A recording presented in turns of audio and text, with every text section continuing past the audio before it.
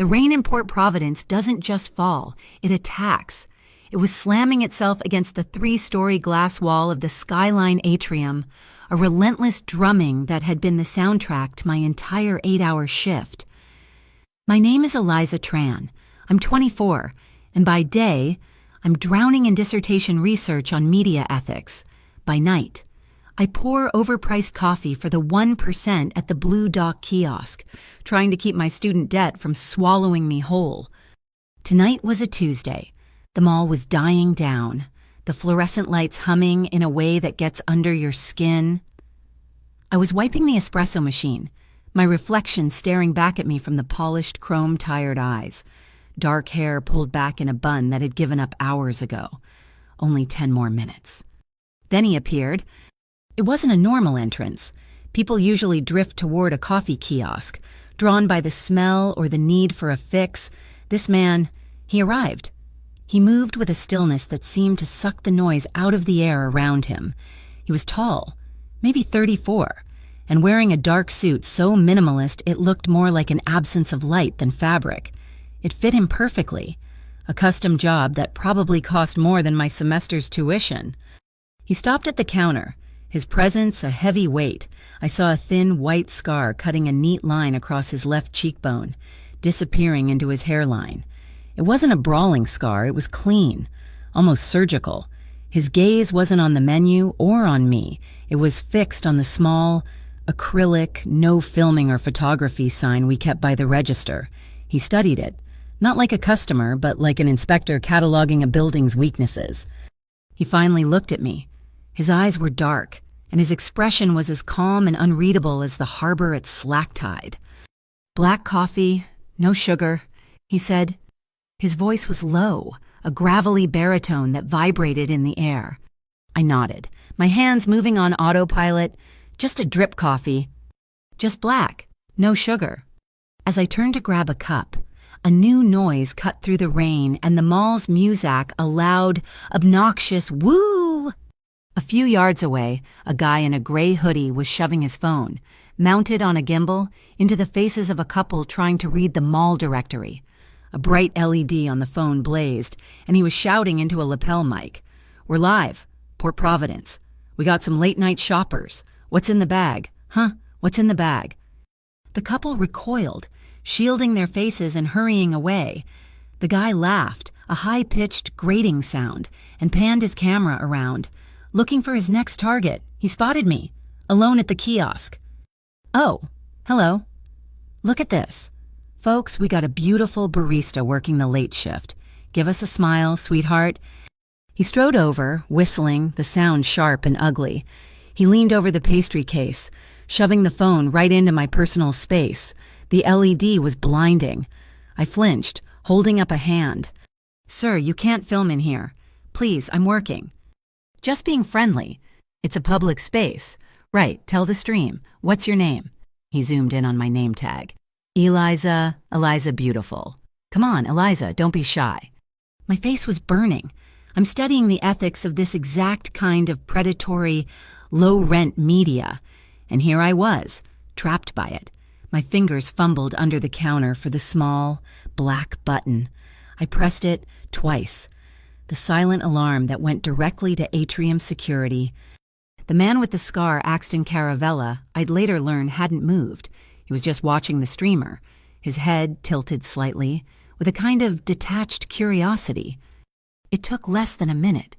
2 security guards, their navy blue uniforms straining over their stomachs, walked up. "All right, sir, what's the—" The head guard stopped mid-sentence. His eyes went from the streamer to me, and then to Axton Caravella. The guard's entire posture changed. He went from authority to apology. He paled, took half a step back, and nudged his partner. He looked for just 1 second at Mr. Caravella, then quickly looked away, as if making eye contact was a violation. He cleared his throat and addressed the air between them. "We don't interfere when it involves the Mafia boss." The words hung there. Mafia boss. The streamer's obnoxious grin widened. He'd heard it. He turned his camera from me to the guards, then to Axton.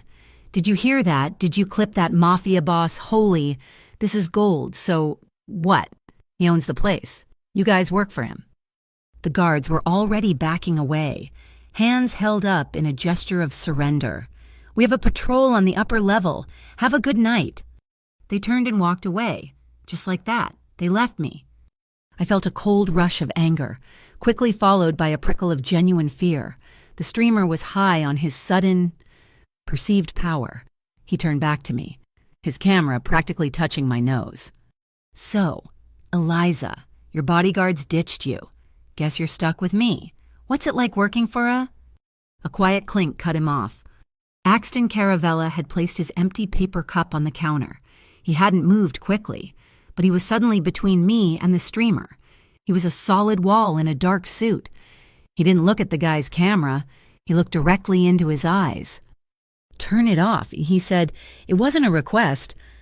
The streamer laughed, but it was brittle. "Hey, man, I'm just—" "The terms of use for this property, which you agreed to by entering, do not allow it." Axton's voice was still quiet, still chillingly polite.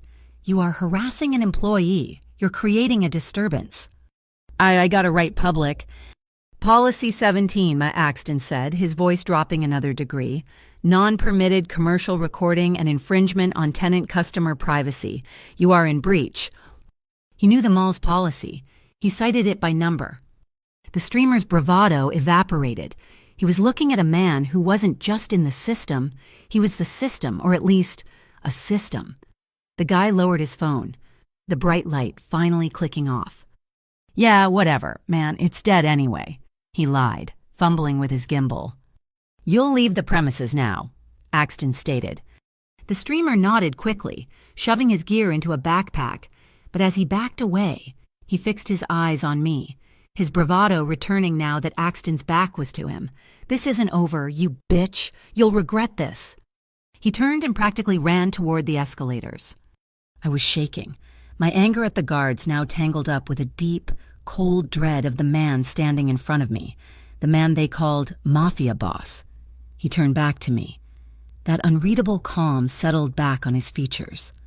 He reached into his suit jacket and pulled out a slim, black leather wallet. He didn't have a card. He laid several crisp bills on the counter. It was far too much for a single coffee. I looked at the pile of cash, then at him. "This is for the grinder," he said, nodding toward the ancient beige machine in the corner. "That one." I frowned. "What?" "Replace this machine." He tapped the money. "The noise it makes. It's pitched too high. It will make it hard for you to sleep." My breath caught in my throat. I hadn't even realized he was there when I'd made the last latte. 45 minutes ago. The machine's motor was going, and it let out a high-pitched, dental drill screech every time. Without thinking, I'd press my fingertips to my temples, a tiny, unconscious gesture against the migraine it always threatened. He had seen it. He'd noticed a detail that small, that insignificant. I stared at the money, unable to speak. The tip was exactly to the dollar. What our manager had quoted for a replacement, $350. I pretended I hadn't heard him. I just scooped the bills into the register, my heart hammering a frantic, terrified rhythm against my ribs. I didn't say thank you. I just wanted him to leave. He took that as his cue, gave a slight nod, and walked away, disappearing into the service hallway that led to the parking garage. The rest of closing was a blur. I counted the drawer, my hands still trembling. I scrubbed the counters until my knuckles were raw. I kept seeing the guards walking away. I kept hearing that word, Mafia. At 9:45, I clocked out, grabbed my bag, and headed down to the garage. The main entrance was closer, but the employee route meant cutting through the B4 level. It was faster, and I just wanted to get home to my studio apartment and lock the door. The garage was a concrete tomb, damp, cold, and smelling of old oil and exhaust. The lights hummed, casting long, sickly yellow shadows. My footsteps echoed, too loud. I was halfway to my '99 sedan when they stepped out. Two of them, not the streamer. These were big men, dressed in jeans and dark jackets, their faces shadowed. They didn't say anything. They just fanned out. one blocking the path to my car, the other blocking the path back to the elevator. My blood turned to ice. My keys felt useless in my hand. I opened my mouth to scream, but my throat closed up. "Just leave me alone," I whispered. "I don't have any money." The one on the left chuckled, a low, wet sound. "We know. We're not here for money." He took a step. Before I could finally find my voice to scream, a set of headlights flashed, and a car I hadn't heard approaching glided to a stop just a few feet away. It was a dark gray sedan, immaculate, its engine a low purr. The passenger side window slid down without a sound. A man in a driver's cap, his face impassive, looked past me to the two men. "Mister, Caravella sent me to take you home, Miss Tran." The two men froze. They looked at the car, then at each other. My brain was short-circuiting. Was this a rescue or a different kind of trap? I backed away from the sedan, shaking my head. No, I'm fine." "I don't think you are," a voice said from the shadows. Axton Caravella emerged from the space between a concrete pillar and a white van. He must have been standing there, in the dark, watching. He wasn't looking at me, and he was looking at the two men, who now seemed to have shrunk. He didn't raise his voice. He simply raised his hand and pointed to the ceiling. "You're both confessing," he said, his voice echoing slightly in the concrete space. "On 6 different angles. The one above you is high definition. It catches audio." The two men looked up at the blinking red light of the security dome.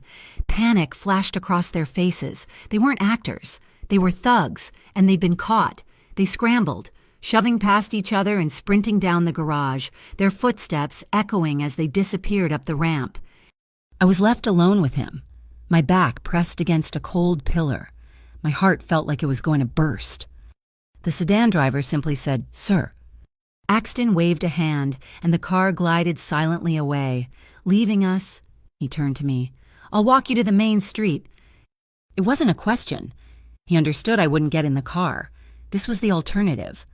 I nodded, not trusting my voice. I agreed only because the street had lights. The street had other people, witnesses. We walked in silence, the sound of our footsteps on the damp pavement. He didn't walk beside me, but slightly ahead, and he kept a precise, almost formal distance, exactly 1 arm's length. He never brushed against me, never offered an arm. It was a sterile, protective bubble. But the way the few other late-night stragglers looked at us, they'd see him.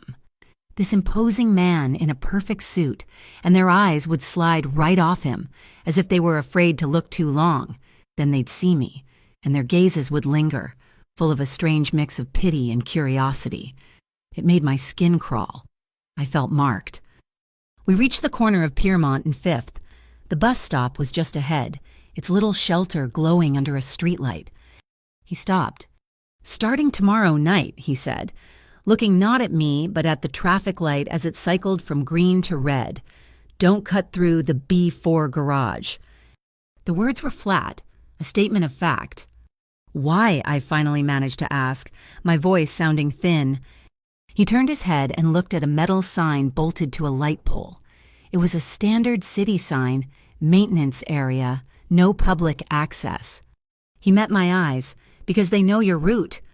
He held my gaze for 1 second longer, then turned and walked back into the darkness of the side street, leaving me under the streetlight with his words hanging in the wet, cold air. They know your route. Not those men, a they.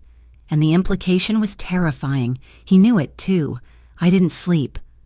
The bus ride home from Piermont and 5th had been a blur of streetlights smeared by the rain.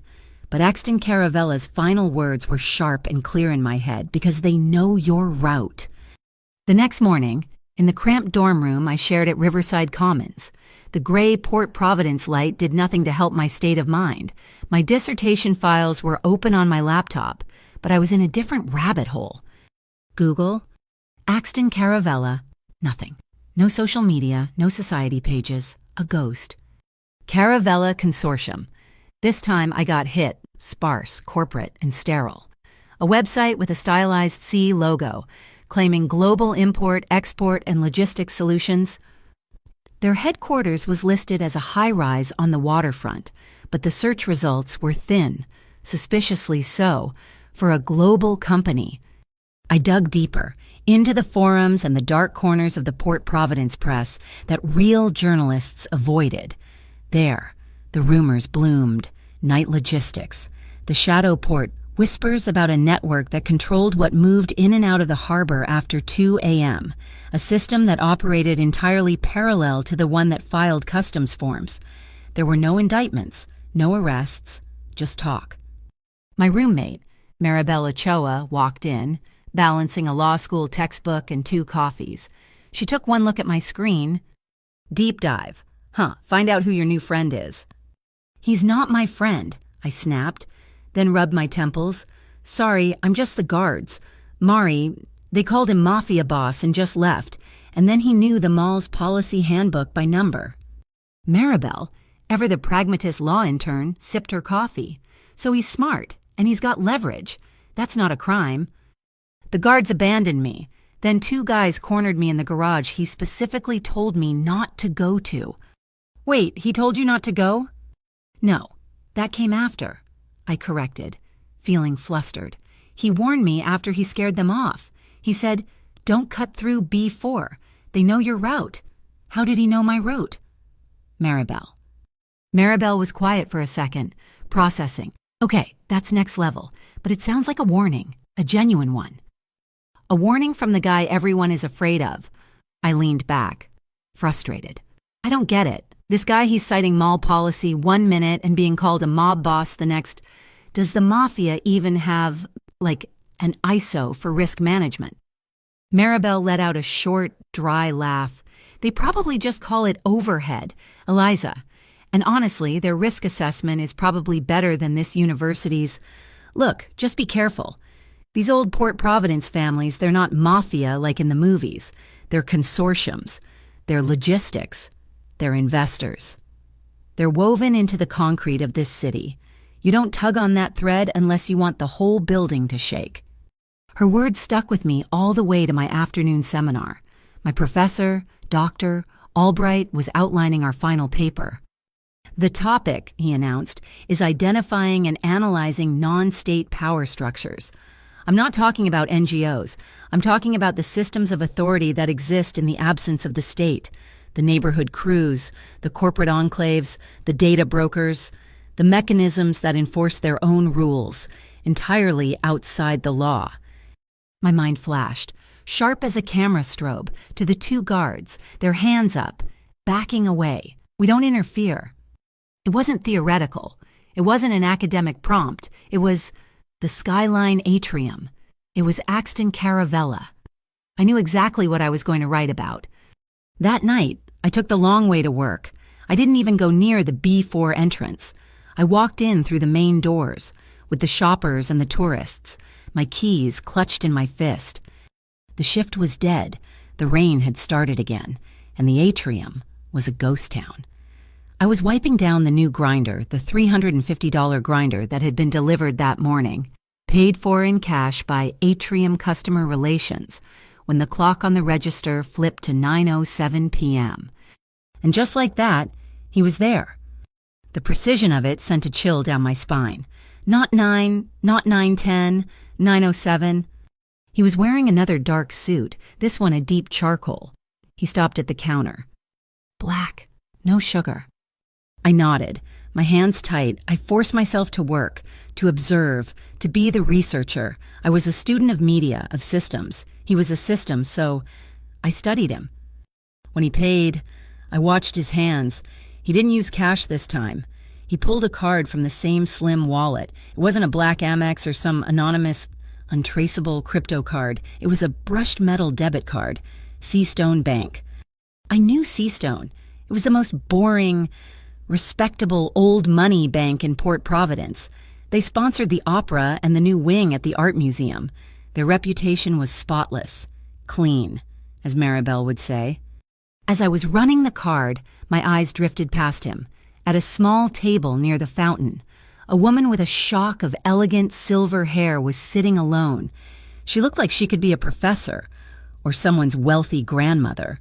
A man approached her table. cheap leather jacket, slicked back hair. He sat down, slid a thick manila envelope across the table, and said something I couldn't hear. The woman. Marta Judas, I'd learn later, simply nodded and slid the envelope into her purse. As the man stood, the light from the atrium skylight caught his hand. He was wearing a heavy, obnoxious signet ring. The design was ugly and clear, a stylized black lantern. It meant nothing to me, but the sight of it made my stomach feel heavy. These beans. I jumped, startled. Axton Caravella was still at the counter, looking at the bags of coffee we had for sale. Are they single origin? His voice was just as I remembered it, low, calm. Yes, I said, my own voice coming out too tight. Colombian. I focused on handing him his receipt, refusing to meet his eyes. I felt like a field mouse being politely questioned by a hawk. He was just there, and the air around him felt thin. Before he could say anything else, a sound pierced the atrium's quiet, a high-pitched, terrified wail. We both looked. A little girl, maybe 4 years old, in pink rain boots, was standing alone by the silent fountain, tears streaming down her face. "Mommy!" A security guard, a different one from last night, approached her, looking flustered, speaking too loudly. "Hey, kid, where's your folks?" The girl just cried harder. Axton Caravella didn't even turn his whole body. He just spoke, his voice cutting cleanly through the space toward the guard. "Stop. You're scaring her. Get on your radio." The guard looked over, confused. "Tell your control," Axton said, his tone one of mild impatience, as if explaining something obvious. "To use the white noise speaker array, announce a parental search, internal Amber protocol, and get her a bottle of water." The guard's jaw went slack, so did mine. Internal Amber protocol. That wasn't a public-facing term. That was from the 40-page employee safety manual I'd had to sign on my first day. It was the mall's specific procedure for a lost child, designed to avoid a panic. How in the hell did he know that? The guard, recognizing a voice that expected to be obeyed, fumbled for his radio. "Control, initiate an internal Amber protocol. Parental search for a small girl. Pink boots." Axton watched for another second. He took his coffee. He didn't look at me again. He just gave a tiny, almost imperceptible nod, not to me, not to the guard, but to the situation itself, as if it had been resolved to his satisfaction. Then he walked away. Not toward the main exit, but toward the private elevator bank by the P3 garage, the one you need a key card to even call. I was wiping down the counter, my mind reeling, when I logged into the employee terminal to check my hours for the week. A new message was waiting for me in the company-wide system. It was marked High Priority. Reminder per Skyline Atrium tenant policy. Do not identify or name VIP guests in any public or private communication. Discretion is a condition of employment. It hadn't been there this morning. It was a warning, aimed directly at me.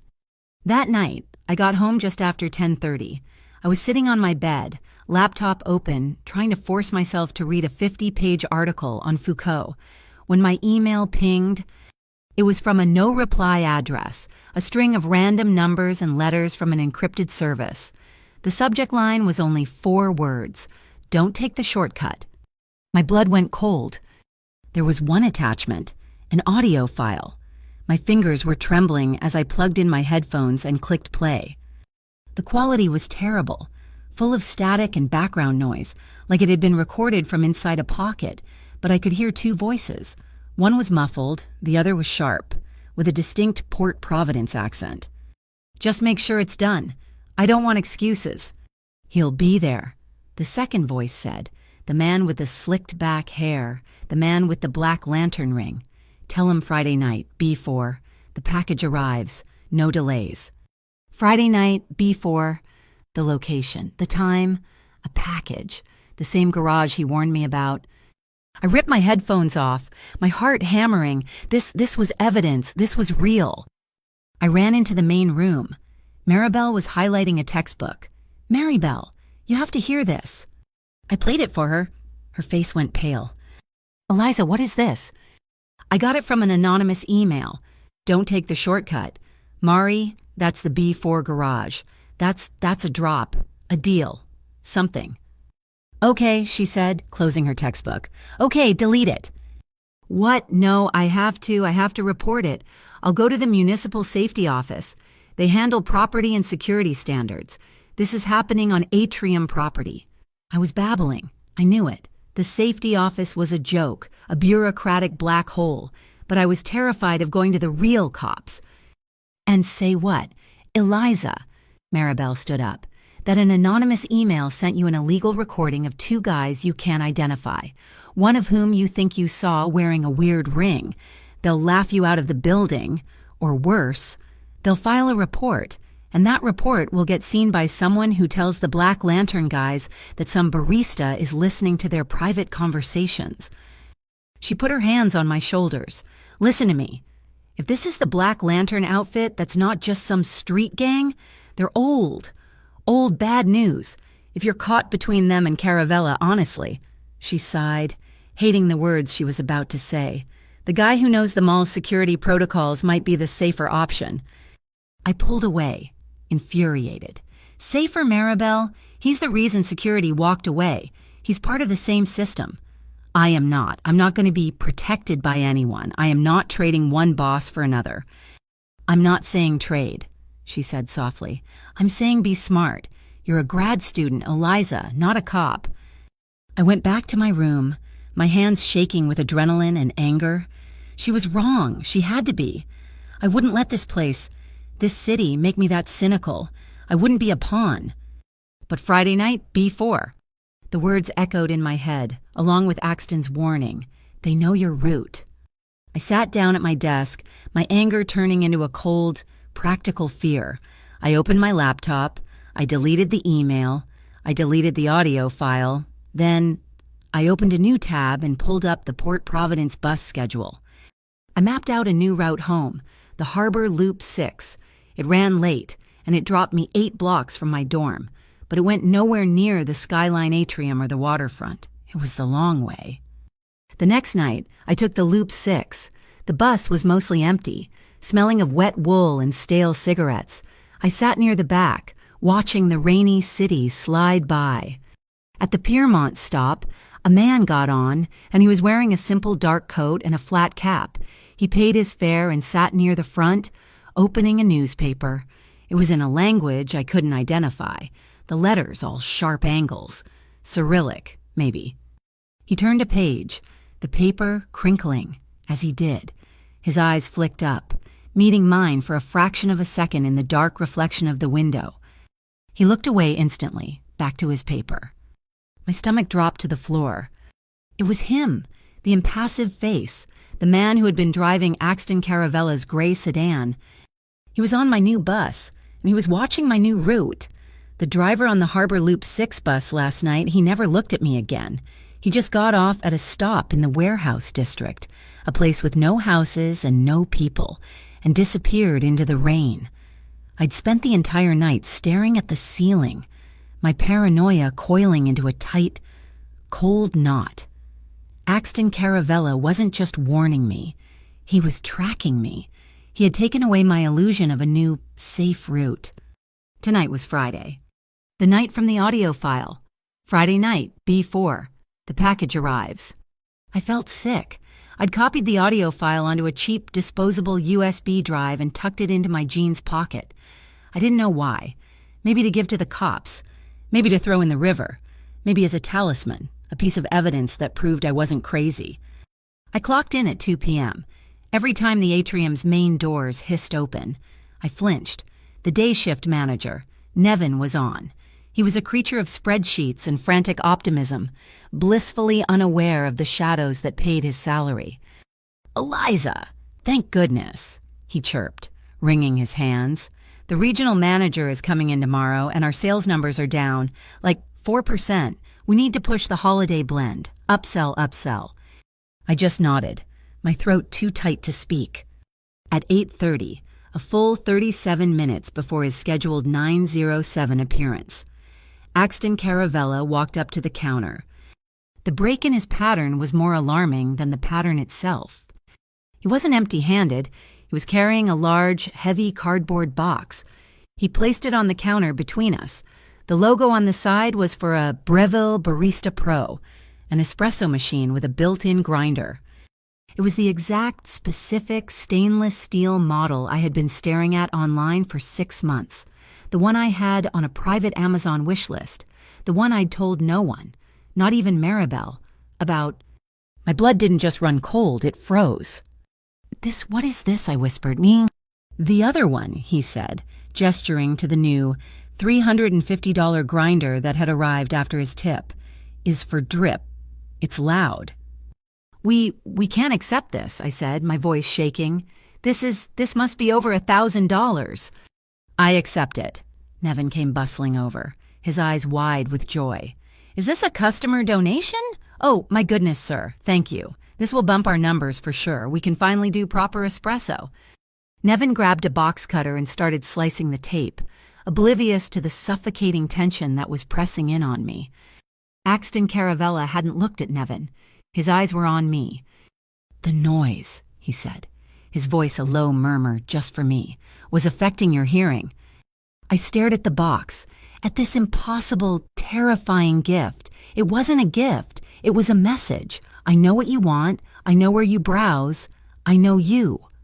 And the interference, and I said, my voice just as low, my anger finally giving me a spine, is affecting my self-respect. For the first time, the corner of his mouth twitched. It wasn't a smile. It was the barest acknowledgement of a hit, a fencer's salute. He didn't reply. Eliza, help me lift this, Nevin grunted, pulling the machine from its styrofoam cradle.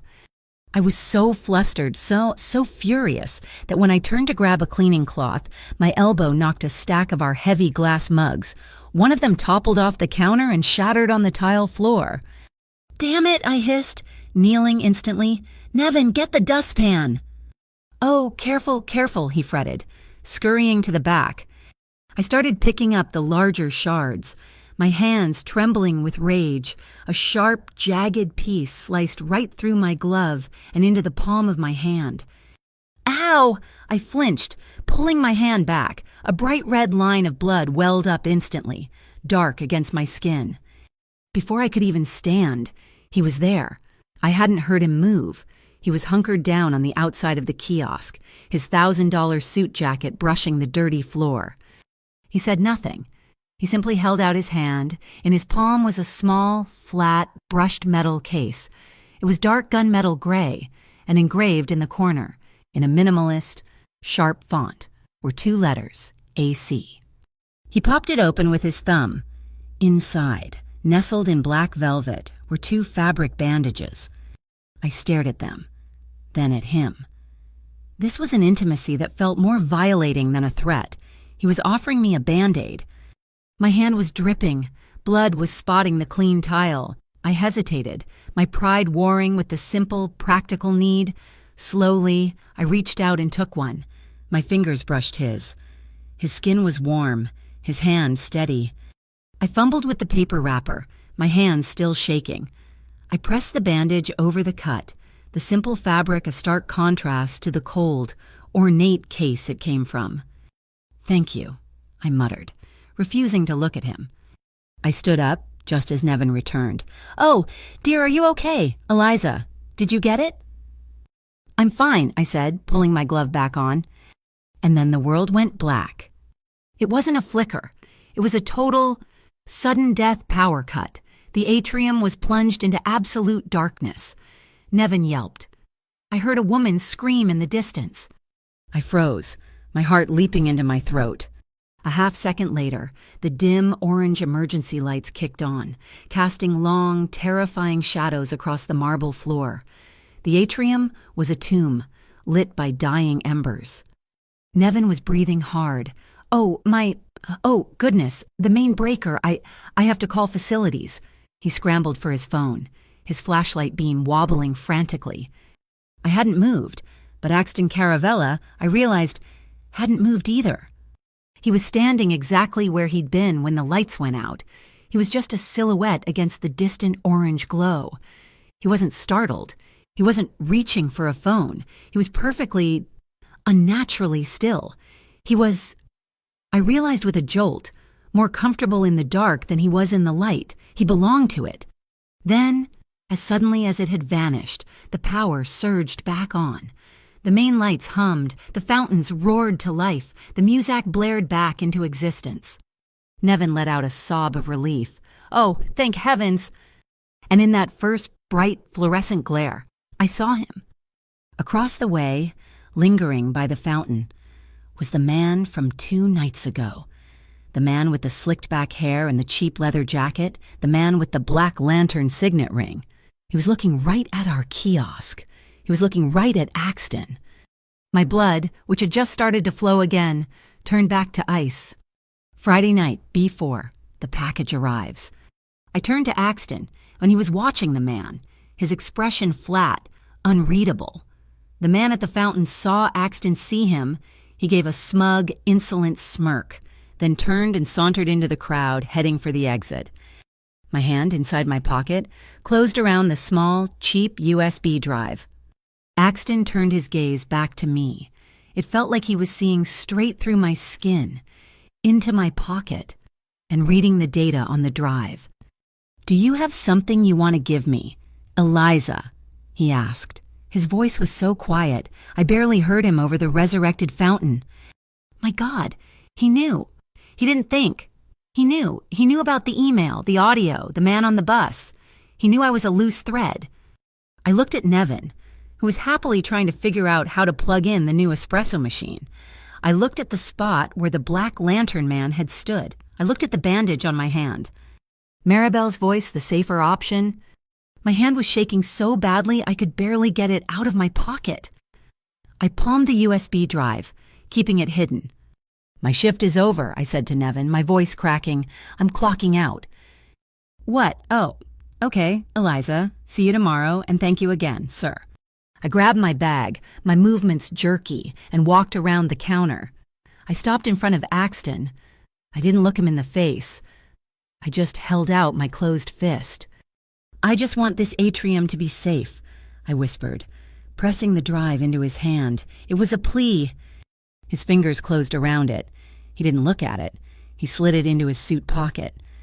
"Safety," he said, his voice like gravel, "is a form of tax. Miss Tran, that man he doesn't want to pay." The words hung there, cold and transactional. I had just paid my tax.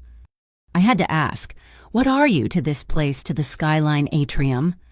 He looked up, past me, at the soaring glass ceiling where the rain was still beating its endless rhythm. "I'm just a man who dislikes chaos." He started to walk away, then stopped. He looked back at me, his face half-shadowed. "It's still Friday. Don't go to B4 tonight." And then he was gone, disappearing into the same private P3 elevator bank. I stood there for a full minute, my legs weak. I looked at the new, gleaming espresso machine. I looked at the bandage on my bleeding hand. I had just handed a piece of criminal evidence to a man they called the Mafia boss.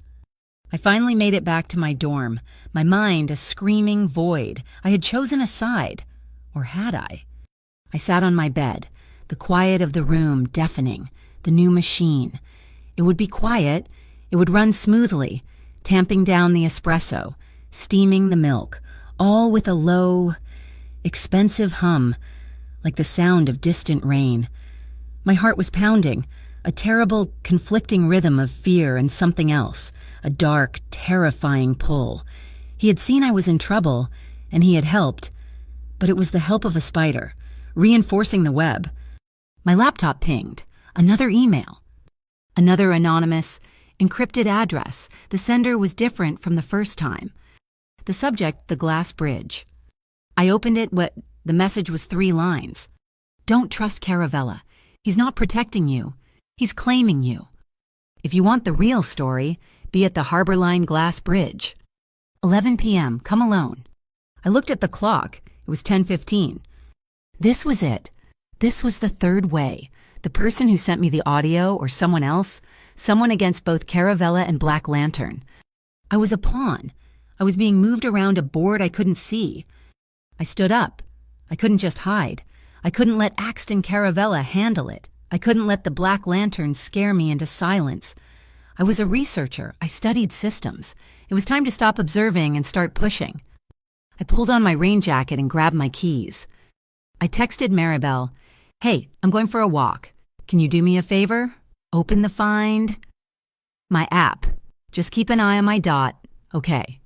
A second later, she replied, "Eliza, what's going on? Where are you going?" "Harbor Line Bridge," I typed. "Just watch me." I put my phone on silent, zipped it into my deepest pocket, and walked out into the rain, my heart beating a frantic, dangerous drum. 11 p.m. I was going to be there. The walk from Riverside Commons to the Harbor Line was only 10 minutes, but the wind coming off the water tried to push me back with every step. The Harbor Line glass bridge isn't for cars. It's a pedestrian walkway, a monument to some forgotten city budget surplus, connecting the old waterfront to the new financial district. At night, it's usually empty. Tonight, it was a tunnel of wind and distorted light. The rain wasn't just falling, it was moving sideways, slamming against the thick glass panels. Below me, the dark, choppy water of the harbor looked angry. My jacket was soaked through in seconds. My phone, safe in my zipped pocket, felt like a small, cold stone, my only lifeline. Maribel. Watching my dot, I checked the time on a public clock tower. 10:58. I was here. He was already there, leaning against the central support beam as if he'd been waiting for hours, as if he owned it. It was him. The man from the atrium, the man with the slicked back hair and the cheap leather jacket that looked stiff in the rain. He was smoking, the cherry of his cigarette a tiny orange beacon in the gloom. He saw me approaching and dropped the cigarette, grinding it out with his heel, the sparks instantly extinguished by the wet. He smiled, a wide, predatory grin that didn't touch his eyes. "Eliza Tran, right on time, punctual, I like that." He spread his hands, a gesture of false welcome. "Silas Vargo, I'm a negotiator for the Black Lantern outfit." "You're the one," I said, my voice tight, trying to control its shaking. "You sent the audio file and the email tonight." "We look out for people," Silas said, stepping closer. I instinctively held my ground, refusing to retreat. "We saw you at the Blue Dock. We saw that live-streaming idiot. We saw the atrium security fold like a cheap suit. And we saw the boss step in. It's a tough spot. Eliza, being claimed by Axton Caravella, that's a heavy price to pay." "I'm not claimed by anyone," I snapped. "No," he chuckled. A low, oily sound. "He bought you a new grinder, didn't he? The expensive one, the one from your wish list?" My breath hitched. My throat closed. He knew about the wish list. He knew. That meant the anonymous email, the first one, the audio file that was him. He had sent it. He had set this all up, playing me. "Caravella thinks he owns this city," Silas continued, his voice dropping. "He thinks he can buy loyalty, buy silence, buy you. But we earn it. We're offering you a better deal. Real protection." "Protection from what?" I said. My words clipped. "From everything. From him. From the past." He let that word hang in the air, heavy and wet. "I don't know what you're talking about." Silas laughed, and the wind seemed to carry the sound away. "Don't you? Let's see. A graduate student transferred up from a state school down south, left quickly, had a little disagreement with a Professor Mark Phillips. A harassment complaint. Very messy. Sealed, even. You sued. You won a little settlement, but you signed an NDA. You just want to get your degree and disappear. Right, you don't want that kind of attention again." Every word was a physical blow. He knew. He knew the one thing I had buried, the one fight I'd fought and won, but which had cost me almost everything. The reason I was in Port Providence, working a dead-end job, trying to rebuild my life in the shadows.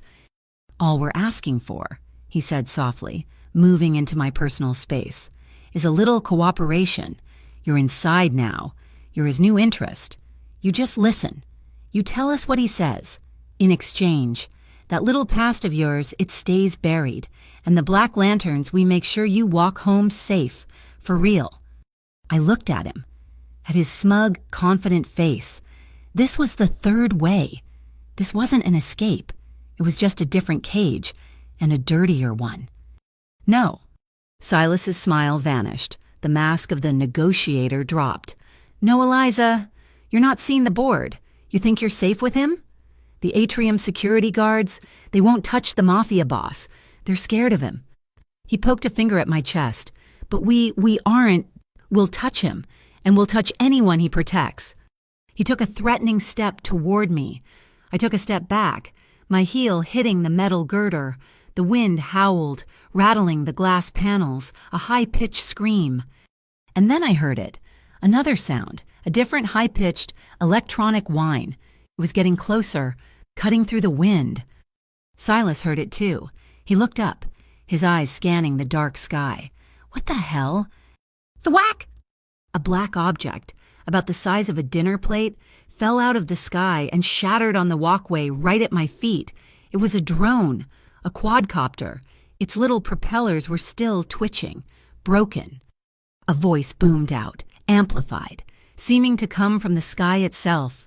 This meeting is adjourned. Silas spun around, his hand instinctively going inside his jacket. I looked toward the south end of the bridge, the end that led to the financial district. He was standing there, a silhouette against the city's skyline, Axton Caravella. He was wearing a dark, heavy overcoat, the collar turned up against the wind. He was alone. "Caravella!" Silas Vargo shouted, his voice nearly stolen by the gale. He actually laughed. It was a high, manic, unnerving sound. "Look at this, the man himself bringing your heart to a windy bridge. Sir?" He gestured toward me. "You be careful.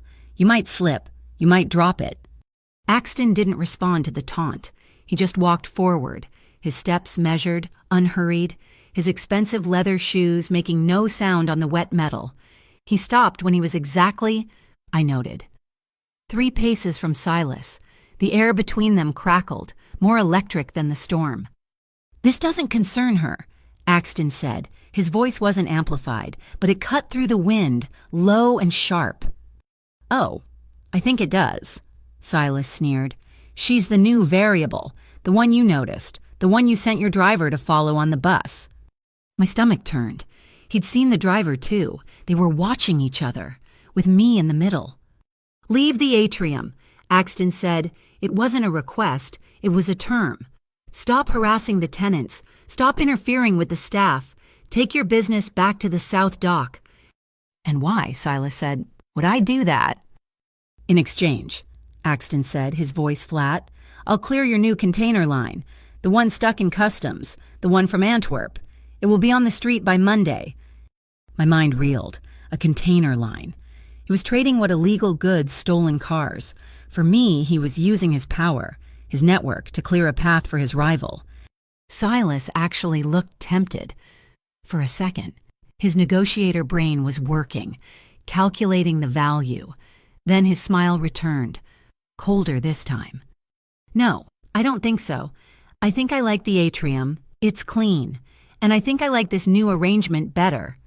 He reached inside his jacket pocket and pulled out a stack of 4x6 photos. He threw them on the wet pavement between them. My heart stopped. They were pictures of me, walking to the bus stop on the new Harbor Loop 6 route, me leaving my dorm, keys in hand, me wiping down the counter at the Blue Dock, looking exhausted. On the top photo, someone had scrawled in red marker, "Fragile." I felt exposed, violated, sick. Axton's eyes went from the photos to Silas's face. The temperature on the bridge dropped 10 degrees. The air around him went still. He didn't look angry.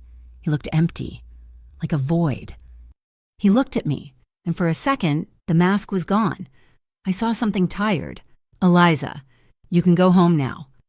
Go home while they negotiated my life, while my pictures, my past, were blowing around their feet." "No," I said. My voice was shaking, but it was loud enough for both of them to hear over the wind. "I'm not leaving. I'm staying. For me." Axton's gaze lingered on me for a fraction of a second. I saw that same, almost imperceptible twitch at his mouth. That salute. He turned his attention back to Silas. In the distance, From the old church in the city, a bell began to toll. Bong, bong. It was 11 o'clock. A vicious gust of wind tore across the bridge, a horizontal wall of water and air. It ripped the photos from the ground, sending them spinning up into the darkness, like dead leaves scattered over the black water. Axton took a half-step forward. Silas instinctively took a half-step back. It was a standoff, a predator's waltz. Then, from the far end of the bridge, from the city side, came a new sound. Whoop, whoop, whoop. The sound of a siren, not a real one, not the PPD. It was the high-low wail of the municipal safety office, the mall cops, the bureaucratic joke. Silas cursed, a sharp, ugly word. He looked past Axton, saw the flashing yellow lights of the approaching patrol car.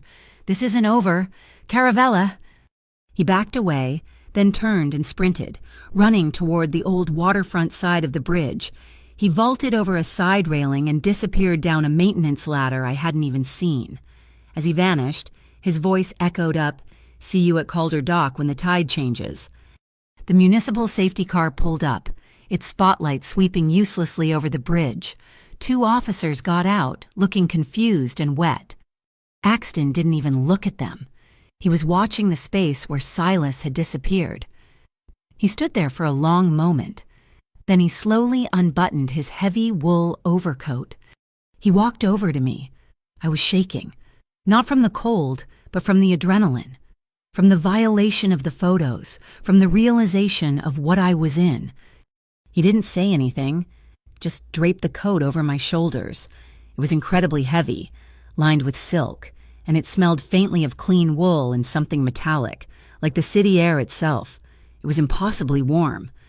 "Don't tremble," he said, his voice low, "for men who only borrow the wind." I clutched the coat around me. The safety officers were walking toward us, shining their flashlights. "Hey, sir, what's going on here?" Axton ignored them. "Let's go." He put a hand on my back the first time he had ever touched me and steered me toward the south end of the bridge, away from the officers. They shouted again, but they didn't follow. We walked in silence, the sirens fading behind us. The wind still howled, but inside his coat, I was insulated from it. "How did you know?" I finally asked, my voice muffled by the collar. "How did you know I'd be there?" We reached the street. The gray sedan was waiting, its engine purring, the same driver behind the wheel. Axton opened the back door for me. He looked at me, his face illuminated by the streetlight. "Because you always choose dialogue over violence." I frowned. "What does that mean?" "It means," he said, "you're predictable. You believe you can talk your way out of a problem. That's what they were counting on. It's how they set the trap." He'd known. He'd known Silas sent the email. He'd known I would go. He'd known it was a trap. He hadn't stopped me. He'd just watched and waited. I got in the car. The ride to my dorm was silent. I stared out the window, wrapped in his coat. He didn't try to take it back when I got out. I was walking up the steps to Riverside Commons, my key in my hand, when my phone vibrated. I fumbled for it, my hands still shaking. It wasn't Maribel. The caller ID was from the university. "Hello." "Miss Eliza Tran, this is Rector Hale, from the Port Providence Institute of Media Ethics." Rector Hale, the director of the entire institute? I'd never spoken to him in my life. "Yes, sir." "Miss Tran, I was just reviewing your file and your dissertation proposal on, let's see, community-level media ethics and non-state actors. It's fascinating. Absolutely fascinating. We have a growing problem with labor security in the new live streaming era, and your work, it's timely. I'd like you to come to my office tomorrow, 10 a.m. We need to talk about this." I stood there on the steps, the rain dripping off me, my mind blank. Tomorrow. "Yes, a concerned benefactor of the university brought your work to my attention. Said you had some recent field experience. 10 a.m. Miss Tran, don't be late." He hung up. I stared at my phone. A concerned benefactor. Recent field experience. Someone had pushed my file. Someone had taken my obscure academic research and put it on the rector's desk, reframing it as a labor security issue. Someone had just turned my thesis into a weapon, and I had a terrifying, sinking feeling I knew who it was. The first thing I did when I got back to my dorm was take off his coat, the heavy, warm wool, still smelling of the city and that faint, clean, metallic scent. I laid it on my chair, a dark, heavy presence in my tiny room. I had been reeling from Rector Hale's call, and now, holding the coat, I understood. Axton Caravella hadn't just saved me on the bridge.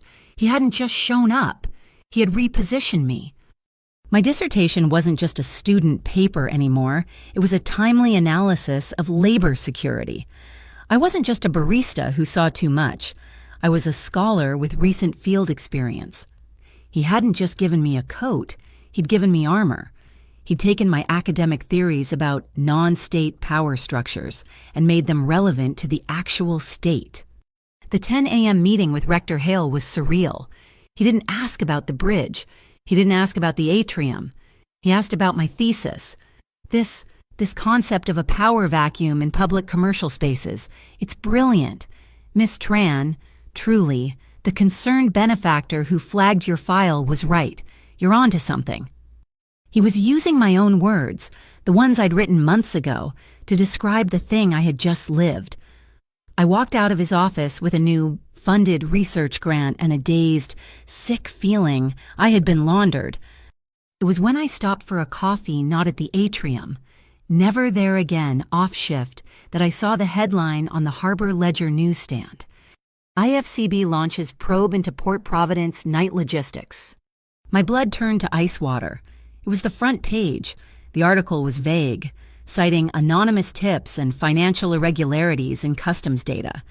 It didn't name the Caravella Consortium. It didn't name the Black Lantern outfit. But it didn't have to.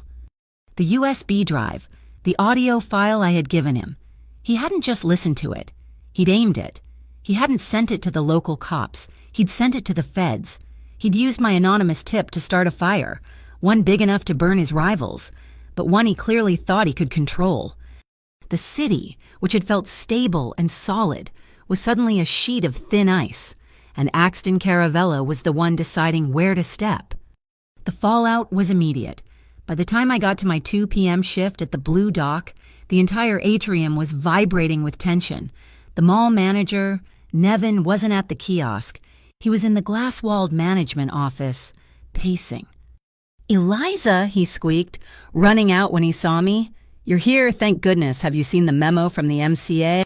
The MCA, the Metropolitan Commerce Authority.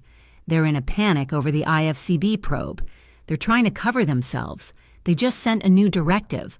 All tenants, all of us have to upgrade our security. Upgrade how? Full spectrum cameras, audio recording, and he looked like he was going to be sick. Data retention of 90 days, 90 Eliza. The server cost alone will be out of business. The Blue Dock will close. I'll be... Nevin, a calm voice said. We both froze. Axton Caravella was standing behind us. He wasn't in his usual suit. He was wearing dark trousers and a fine-gauge charcoal sweater. Casual, for him. Which was somehow more terrifying. "This is a tenant management meeting, sir," Nevin stammered, his eyes wide. I don't think... "I'm aware," Axton said. He gestured to the glass office where 2 other men in expensive suits were waiting, looking grim. They're waiting for us. Nevin and I exchanged a look of pure confusion. Us? Axton looked at me. "You're the subject of the original security failure. Your testimony is relevant." He looked at Nevin. "And you're the tenant representative. Let's go." It wasn't a request. We sat in the cold, sterile office. The 2 suits were the atrium's owners. They looked stressed.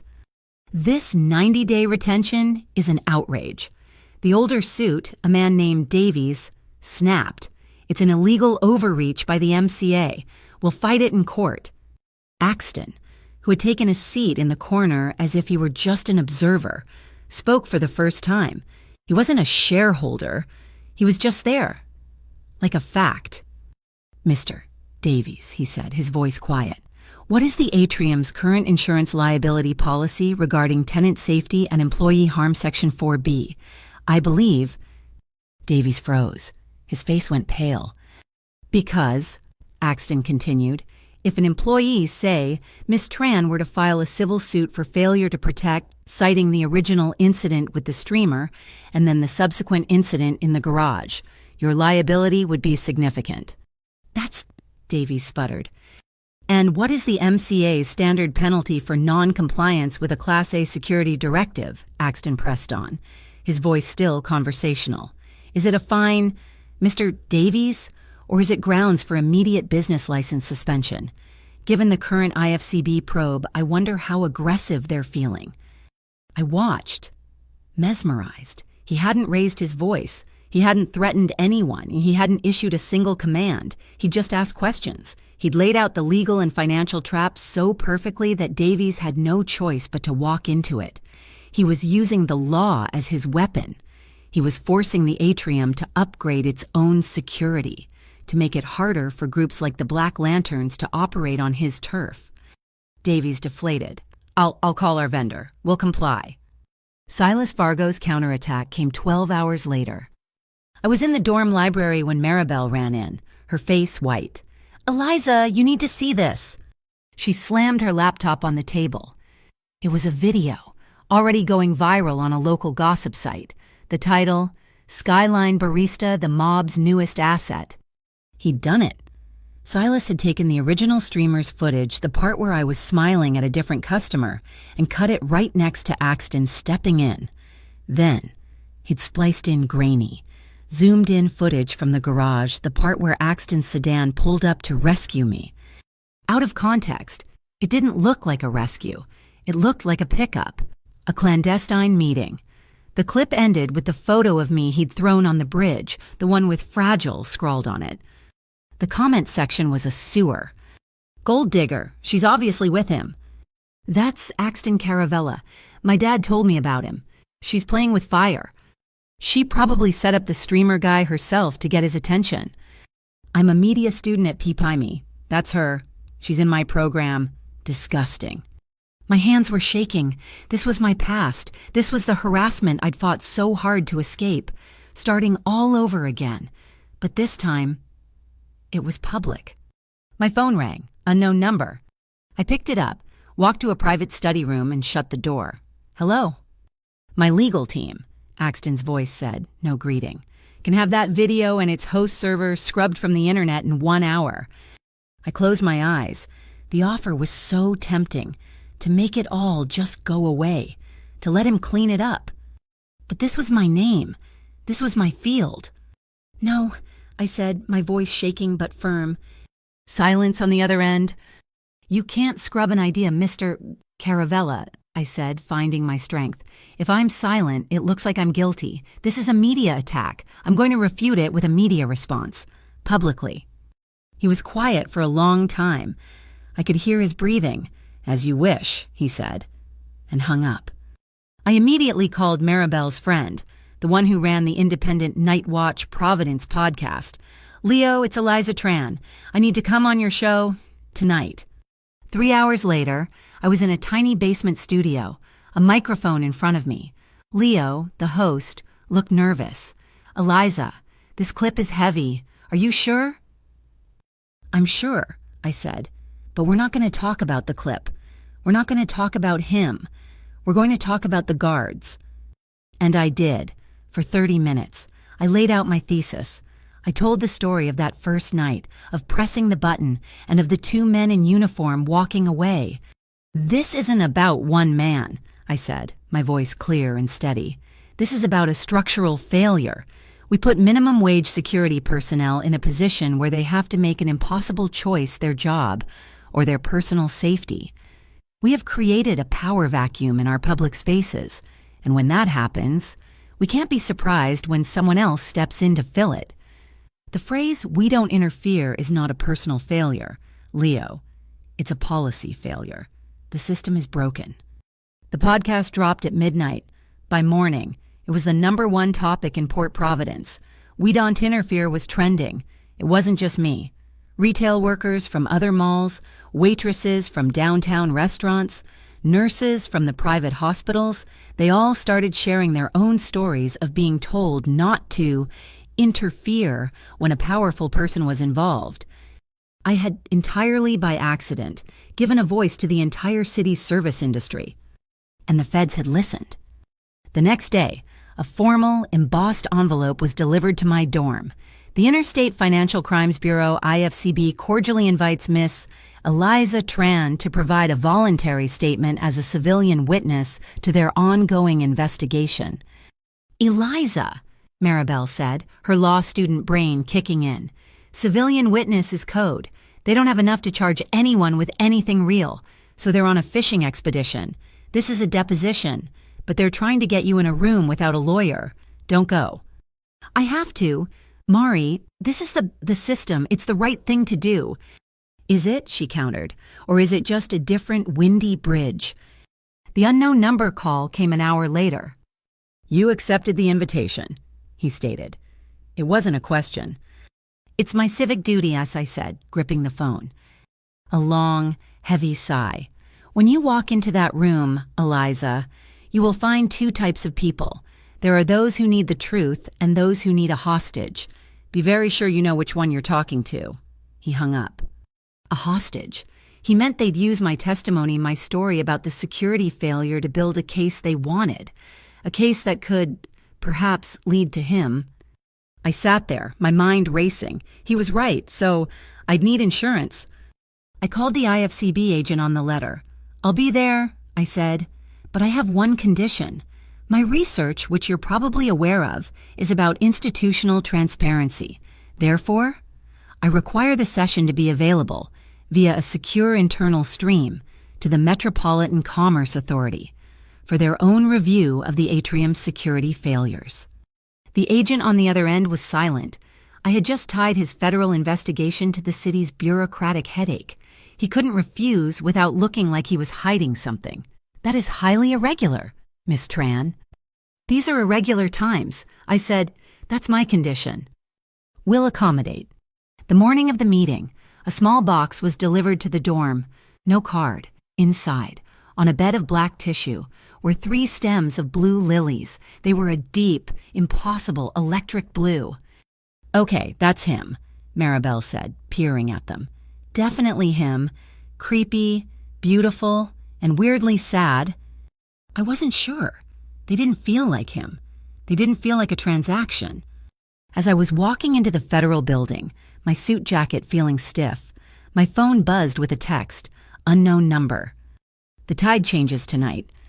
Calder Dock, Silas's threat from the bridge, but this was Axton's message. He was telling me the stage was set. I walked into the conference room. It was all polished wood and brushed steel, 3 agents, a tape recorder. I sat down, folded my hands, and looked at the small, black webcam that confirmed my feed was going to the MCA.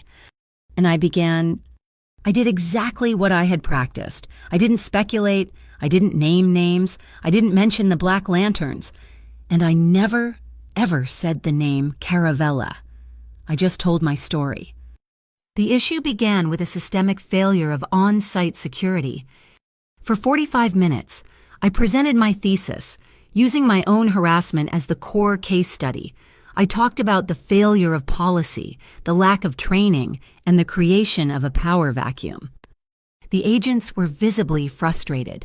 Miss Tran, we're not here to discuss your dissertation. We're here to discuss the criminal elements you've observed. Agent, I said, I'm not a police officer. I'm a researcher. What I observed was a structural gap. The atrium's failure to provide a safe environment created a vacuum. And in a vacuum, any non-state actor, any entity will step in to provide their own version of order. The atrium's failure didn't just allow chaos, it invited it. I had given them nothing and everything. When it was over, I walked out, my knees shaking but my head high. I'd survived. I pushed through the heavy glass doors onto the plaza. He was there, Silas Vargo, and he was leaning against the hood of a shiny black Camaro, parked in a no-parking zone right in front of the federal building. He was wearing a better suit. He was evolving. He saw me, and he started to clap. A slow, loud, rhythmic clap that echoed off the granite walls. "Nice speech, girl," he called out, a venomous smile spreading across his face. "You really think you're in charge, don't you?" He pushed off the car and started walking toward me. "You just talked yourself into a war you can't win." I walked away from the federal building. Silas Vargo's slow, mocking applause echoing in my ears, his final words. "You just talked yourself into a war you can't win," felt like a physical weight, settling on my shoulders alongside the damp Port Providence air. I didn't go back to the dorm. I couldn't. My mind was a racetrack. Thoughts colliding and spinning out, the podcast, the IFCB, the rector, the video, Silas, and underneath it all, Axton. He was a ghost in the machine, a hand I couldn't see. Pushing pieces around a board I was just beginning to understand. I had used my thesis, my words, as a shield in that hearing, but it was a shield he had implicitly handed me. I just walked. The city's power grid was unstable. Still recovering from the storm, the streetlights would flicker, buzzing angrily before stuttering into darkness for a few seconds, then surging back to a sickly orange. The rain was a fine, cold mist that clung to everything. I found myself walking toward the waterfront, my feet carrying me on a familiar, doomed path. I ended up at the Skyline Atrium. It was late, almost 10. The main doors were locked. I stood outside in the rain, looking in. The great glass hall was dark, almost empty. A few cleaning carts were parked like abandoned vehicles. And then I saw him. He was inside the Blue Dock kiosk, alone. He wasn't in a suit. He was wearing the same charcoal sweater and dark trousers from the management meeting. He was wiping cups. He had a clean, white cloth. And he was methodically polishing the glass mugs, the ones I'd knocked over and broken, and lining them up on the counter. The motions were slow, precise, almost meditative. He wasn't the Mafia boss. He wasn't the consortium. He was just a man, alone in a dark mall, cleaning. I don't know why I did it. I walked to the employee entrance, swiped the card I hadn't yet returned, and the lock clicked open. The sound of my footsteps on the marble floor was loud in the empty atrium. He stopped wiping, but he didn't turn around.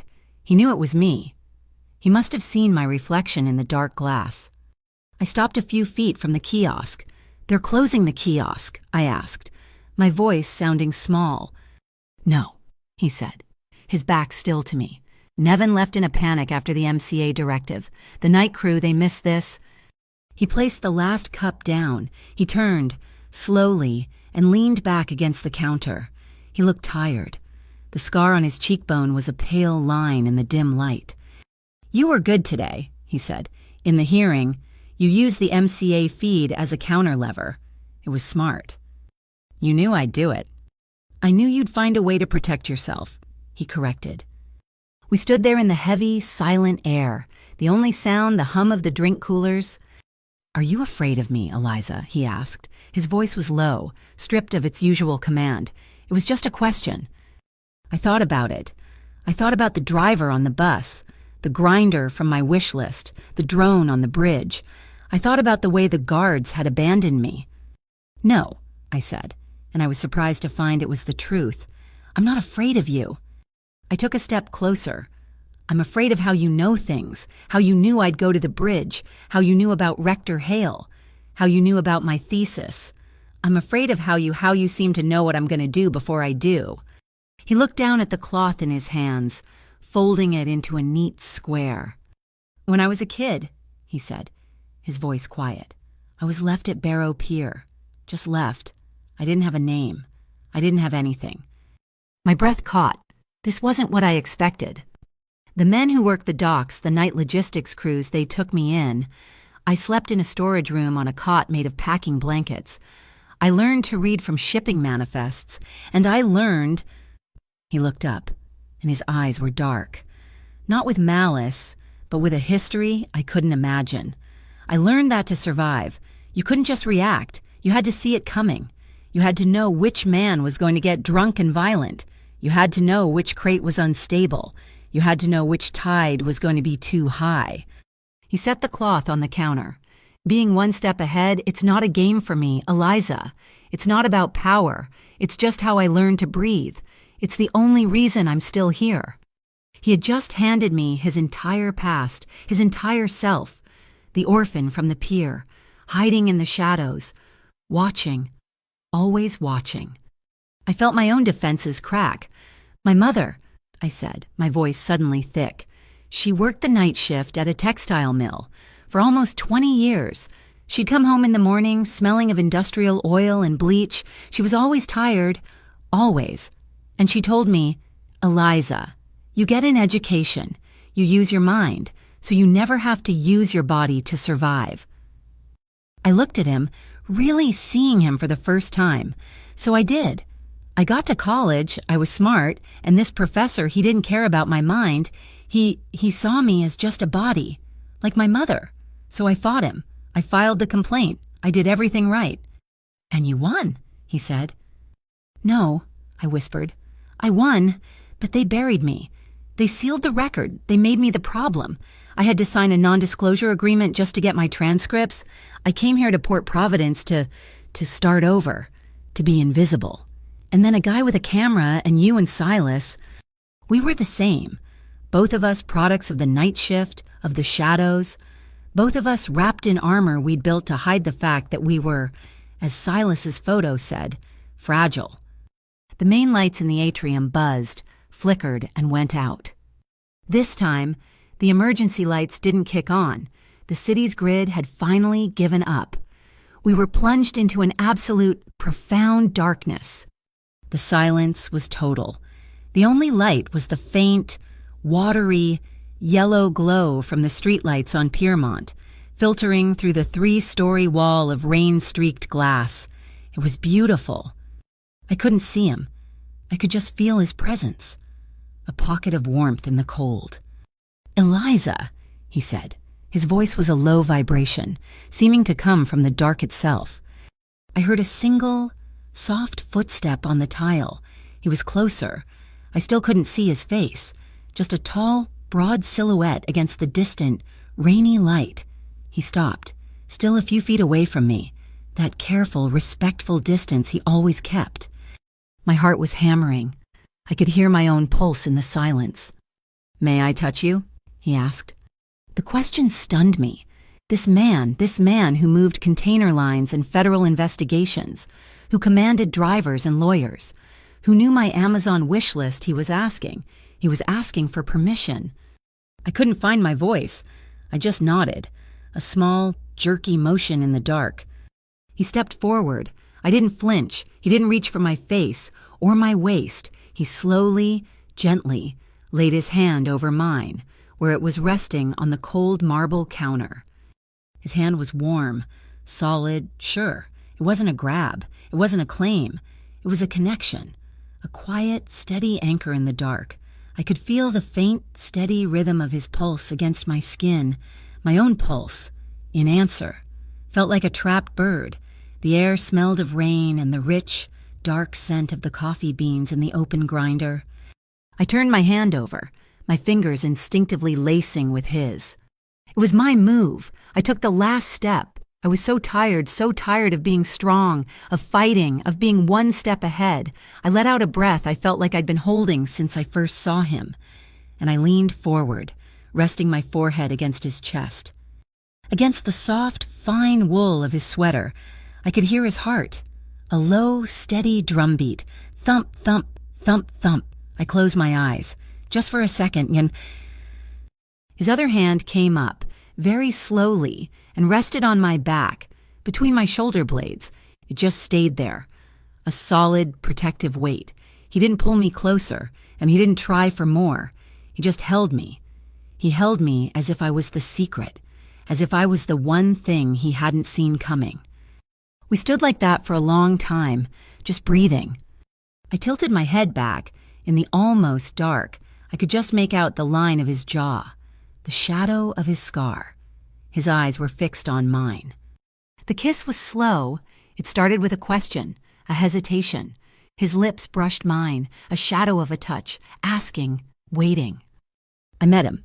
I closed the last final millimeter. It wasn't a kiss of fire. It was a kiss of recognition. It was a kiss that tasted like the rain and the dark. It was the feeling of being seen, completely. The orphan from the pier and the girl from the mill.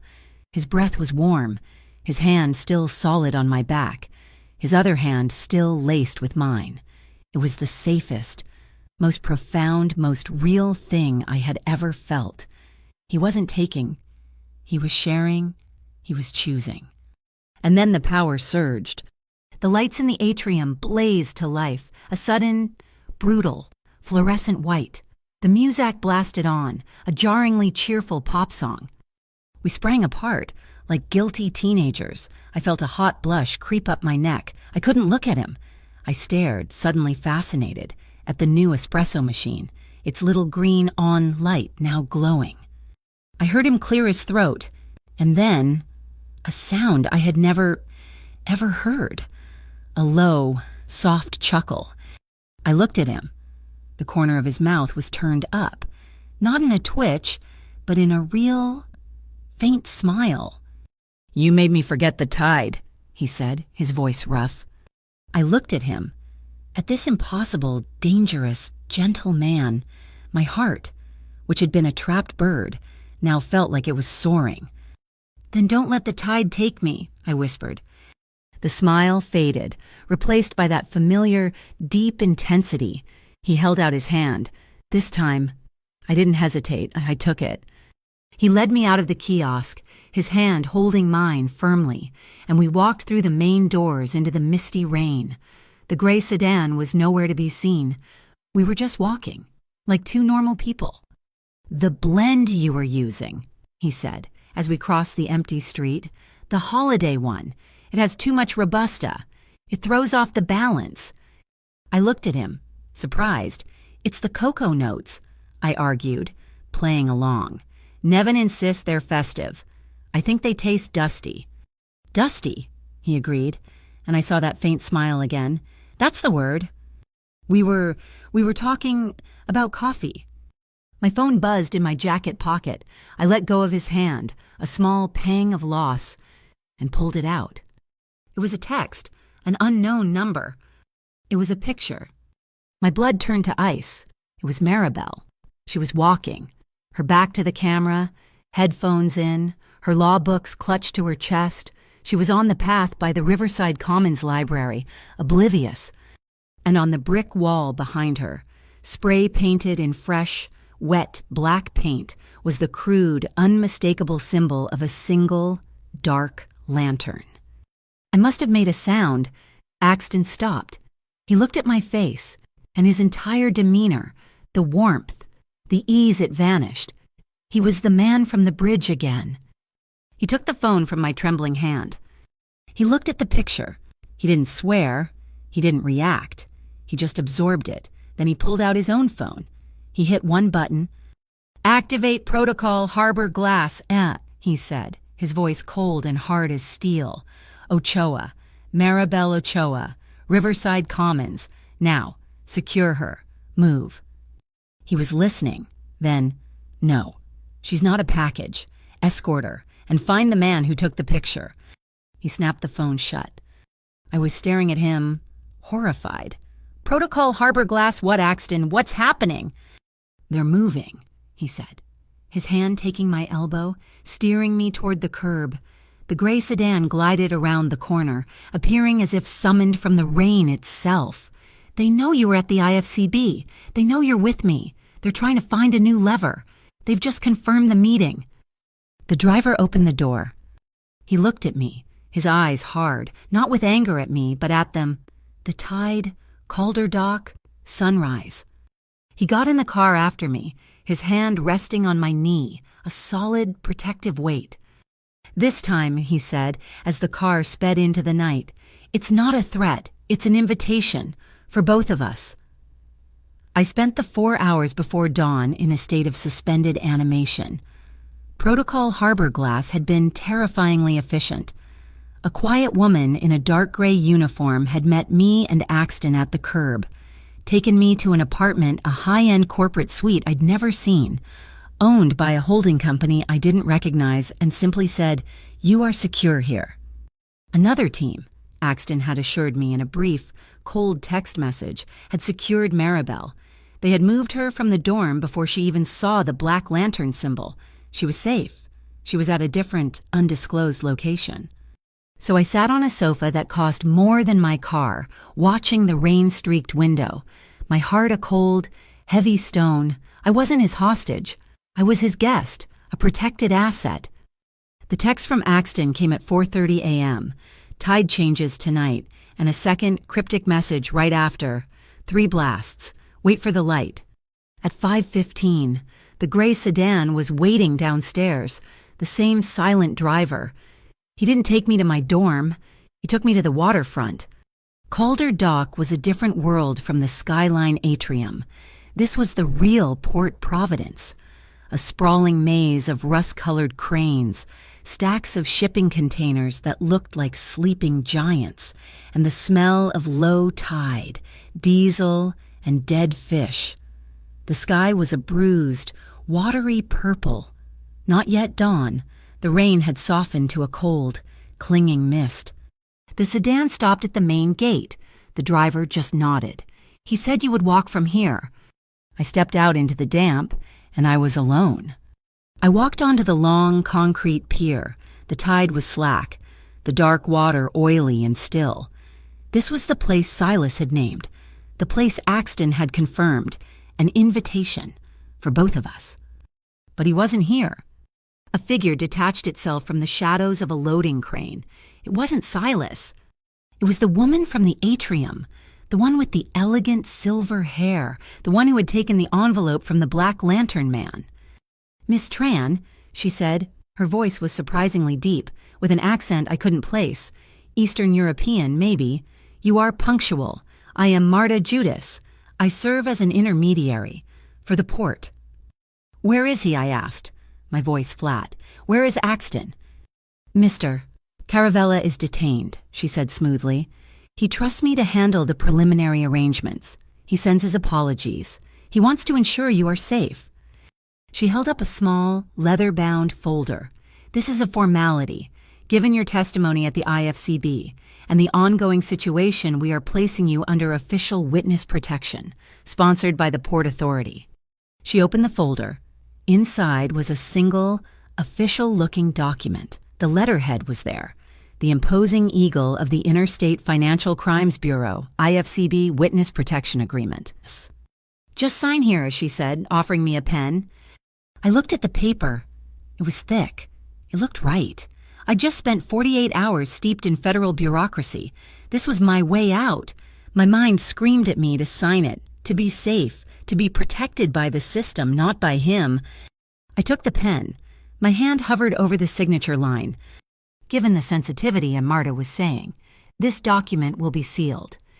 I stopped. I looked closer. The ink on the letterhead, it was just a little too bright, and where the fold of the paper was, the ink had smeared just a tiny, tiny bit. This wasn't engraved letterhead. This was printed on a very good, but not perfect, laser printer. This was a fake. I looked at Marta Judas. "I have a few questions about the data clauses," I said, my heart suddenly hammering a fast, cold rhythm. Section 3, Data Retention and Interagency Sharing. I need to read it aloud for my records. Marta's eye twitched. "That is not necessary." "Oh, but it is," I said, my voice shaking but my mind sharp. I was stalling. As a media ethics scholar, I'm very particular. "I don't think," a new voice snarled from behind me, "that we have time for a reading." Silas Vargo stepped out from behind a stack of oil drums. He wasn't alone. 2 large, heavy-set men in dark hoodies flanked him. They looked like the men from the B4 garage. Marta Judas didn't look surprised. She just sighed, closing her folder. He was right. You do always choose dialogue. It was a trap, a 3-person trap. Marta, Silas, and the 2 thugs. "So," Silas sneered, stepping right up to me, his breath hot and sour. "Still like dialogue over violence. Eliza still think you can talk your way out." "The IFCB," I started. But the IFCB, Silas laughed, is a mile away, drowning in paperwork. They don't run this dock. They don't run this city. We do. And you and Caravella, you've become a problem. He nodded to one of his men. Get her. The man lunged, and at that exact second, the world was split apart by a sound. Bwah! A deafeningly loud tugboat horn. It echoed off the containers, vibrating in my bones. Bwah! A second blast. Silas and his men flinched, looking out toward the dark water. Bwah! 3 blasts. Wait for the light. What the hell is that? Silas yelled. That, I said, my voice shaking, is the light.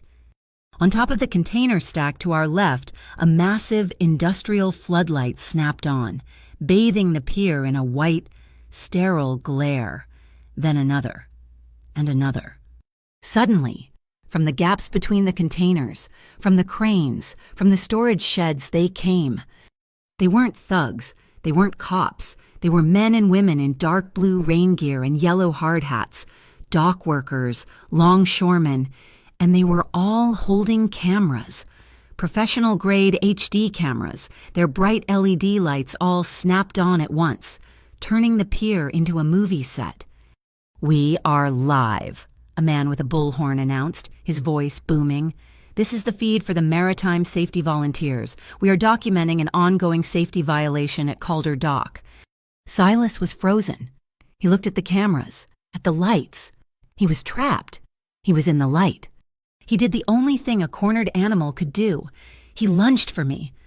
He grabbed my arm, yanking me in front of him, his other arm snaking around my throat. Turn them off, he screamed, his voice raw with panic. Turn them off, or she... I didn't let him finish. I wasn't the girl from the streamer incident.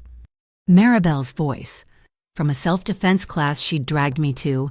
The target is the nerve. The weapon is anything hard. Go for the ribs. Go for the wrist. I slammed my head back into his nose. I heard a wet crack and he howled, his grip loosening just enough. I didn't have a keychain. I had my keys. I jammed them, sharp end first, hard into his side, just below the rib cage. He shrieked, a high-pitched animal sound, and his arms flew open. I scrambled away, falling to the wet concrete, out of his reach. Get her! He screamed at his 2 men, blood pouring from his nose. The 2 thugs moved, but they stopped. A small, sleek pilot's boat had glided up to the pier, its engine silent. Axton Caravella stepped off it. He landed on the concrete as lightly as a cat, not even rippling the water. He wasn't wearing a suit. He was wearing dark jeans, boots, and a black high-collared jacket. He looked like he belonged here. He looked like the pier itself. He didn't look at me. He walked calmly towards Silas, who was clutching his bleeding face. The 2 thugs stepped in front of Silas, trying to form a wall. Axton didn't stop. He didn't pull a weapon. He didn't raise his hands. He just reached into his jacket and pulled out a single, folded piece of paper. He held it up. It was a photocopy.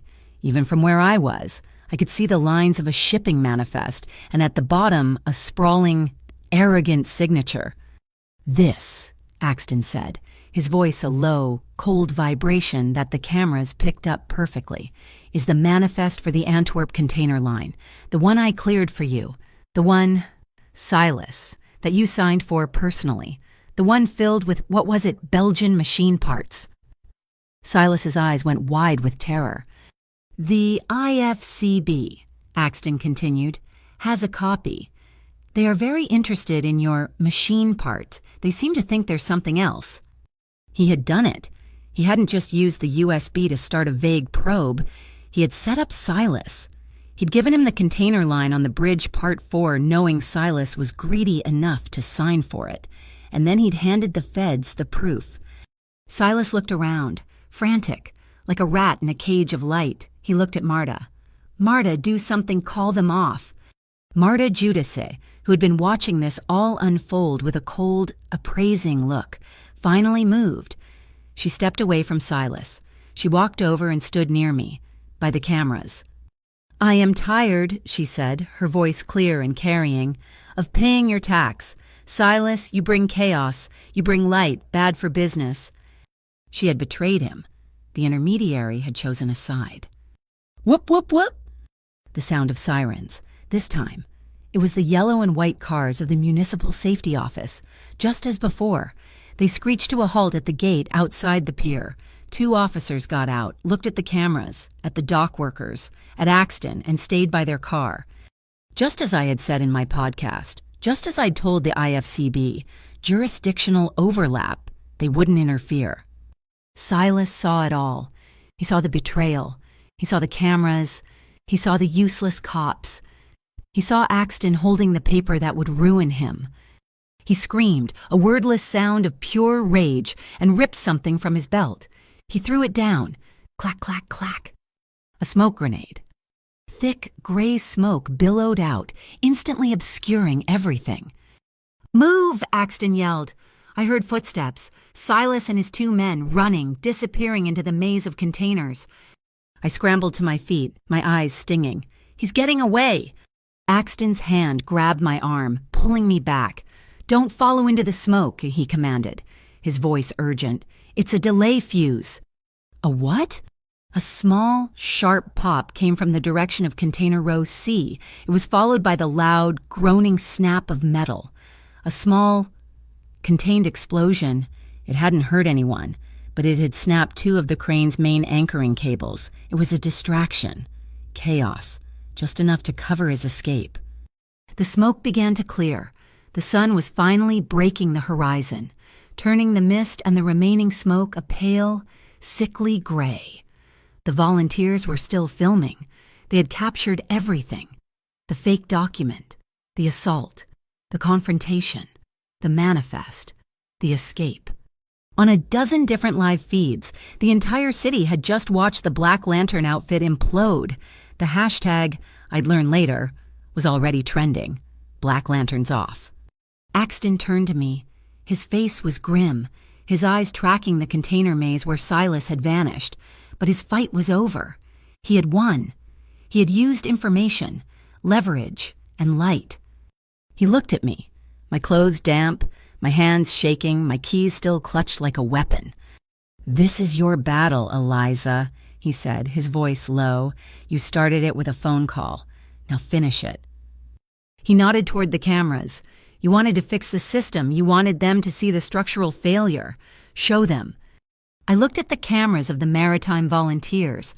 I looked at the hesitant, useless cops still standing at the gate. I looked at Axton, the man who operated in the shadows but who had just engineered a victory in the brightest light possible. He was right. I pulled out my own phone.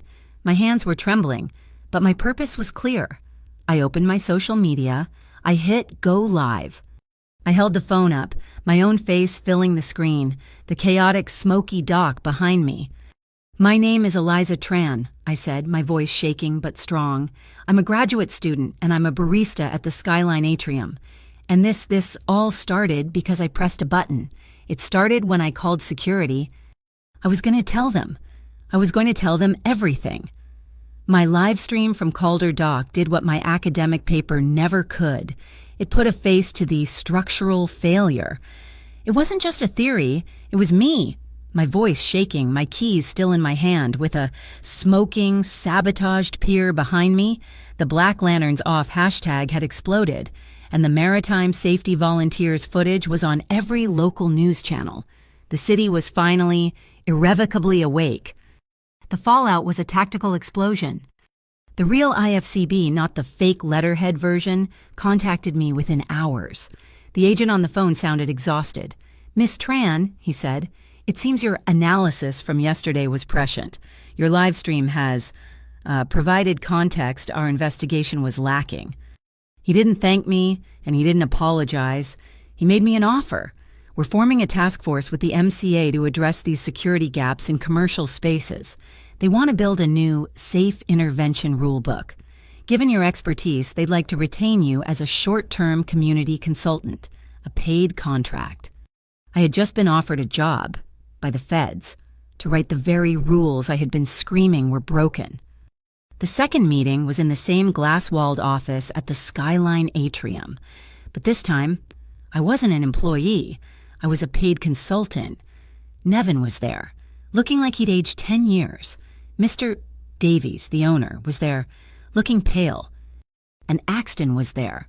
He wasn't a concerned benefactor or a shadowy shareholder today. He was introduced simply as Mr. Caravella, representing the primary investors for the Atrium's new security initiative. He was stepping out of the shadows, just a little. The MCA has designated the Skyline Atrium as the pilot location for this new program, the agent said, which means a complete overhaul, new scanners, new training, new protocols. Davies sputtered. The funding after the incident at Calder Dock, our insurance premiums, we can't. The funding is secured, Axton said, his voice flat. All eyes turned to him. My consortium will finance the entire upgrade, the new scanners, the servers, the training, all of it. Davies looked relieved. The IFCB agent looked suspicious. With 3 conditions, Axton continued, his gaze steady. 1. The data from these new systems, every camera feed, every audio log will not be held by the Atrium, and it will not be held by my consortium. He looked directly at me. It will be managed exclusively by a new independent community oversight committee. Who would be on this committee? The agent asked. Axton nodded toward me. Miss Tran can chair it. She can select the other members from the community, tenants, labor representatives, even academics. He was handing the keys to me. 2, he said. My condition. Miss Tran, I require all committee meetings, all decisions, all minutes to be made public, in real time. I met his gaze. He was taking my thesis and making it law. Agreed, I said. Public minutes. And 3, Axton said, his voice dropping. My consortium's name and my name will not appear on any donor lists, press releases, or building plaques associated with this project. This is not a donation. It is a structural repair. He was paying for the light, but he was refusing to stand in it. The victory felt huge. It felt real. It lasted for exactly 2 days. I was at the safe house the volunteers had provided a clean, anonymous apartment in a building full of dockworker families. Maribel was there, her law firm, the high-powered one she'd been so proud to intern for, had been pressured. They didn't fire me, she said, pacing the small living room. They just my access card stopped working. The partners won't return my calls. They said I'm associated with an ongoing federal investigation. The Black Lanterns. Eliza, they aren't just thugs. They're in the system. The text message arrived on my phone at 8 p.m. A new, unknown number. It was 5 words. Tonight, B4, you alone. My blood stopped. I knew the location, the garage where it all began. A second text came a minute later. It was a picture, the same picture of Maribel from before, with the Black Lantern symbol painted on the wall, but this time, a new message was painted underneath it. Or we find her again. And this time, we don't just take a picture. It was an ultimatum. Silas was cornered, his operations in flames, his name tied to a federal probe. He had nothing left to lose, and he was going after the only thing I had. I have to go, I said, my voice a whisper. Eliza, no. Maribel grabbed my arm. That's how they get you. You call Axton. You call the feds. The feds who sat in their car at Calder Dock. The feds who are using me as a consultant. They can't protect you. Marie, they can't protect me. I called Axton. I know, was the first thing he said. His voice was cold. My team intercepted the message. You will not go. He's threatening Maribel. Axton, this isn't a game. This isn't a thesis paper. It's a trap. Eliza. His voice was sharp, urgent. He's desperate. His entire network is collapsing. He can't win in the light anymore. He's trying to pull you back into the dark, where he can... Then I'll bring the light to B4, I said, the plan forming in my mind, fast and clear. You said it yourself. He's desperate. He's predictable. He expects me to be alone. He expects me to be scared. He expects me to be with you, Axton countered, and he'll be ready for that. No, I said, pacing. He expects you, the Mafia boss. He'll be ready for your men, your cars, your shadows. He won't be ready for me. He won't be ready for the Community Oversight Committee. What are you talking about? The Maritime Volunteers, I said, my heart hammering. They're my new committee. We'll use the new atrium rules. We'll conduct a safety audit. Tonight, now. We'll hit all the emergency lights in that garage. We'll have 20 volunteers, each with a mobile camera, sweeping the floor. We'll light that place up like a stadium. I'll go. I'll meet him, but I won't be alone. I'll be in a sea of light. There was a long silence on the line. I could hear him breathing. I could hear him thinking, seeing the moves. It's a high-risk move, he said. It's my move, I retorted. Are you with me or not? My team is already at the atrium, he said. They're accessing the technical management plans. They're opening a new emergency exit from the B4 sublevel directly to the street. A new escape route. Delta 13. I'll have men on every level, in the vents, in the elevator shafts, but they will not engage unless it breaks. Good, I said. Just be my eyes. Be my exit. I'll be the voice. We met in the coffee stock supply room at the Blue Dock. It was dark. The only light coming from the hallway. It smelled of burlap and dark roast. It felt like a lifetime ago that he had kissed me here. There was no kiss now. There was no time. We were teammates, soldiers, and he was checking the gear. He handed me a small, hard-shell reflective vest. Put this on. It's visible. Good, I said, clipping it on.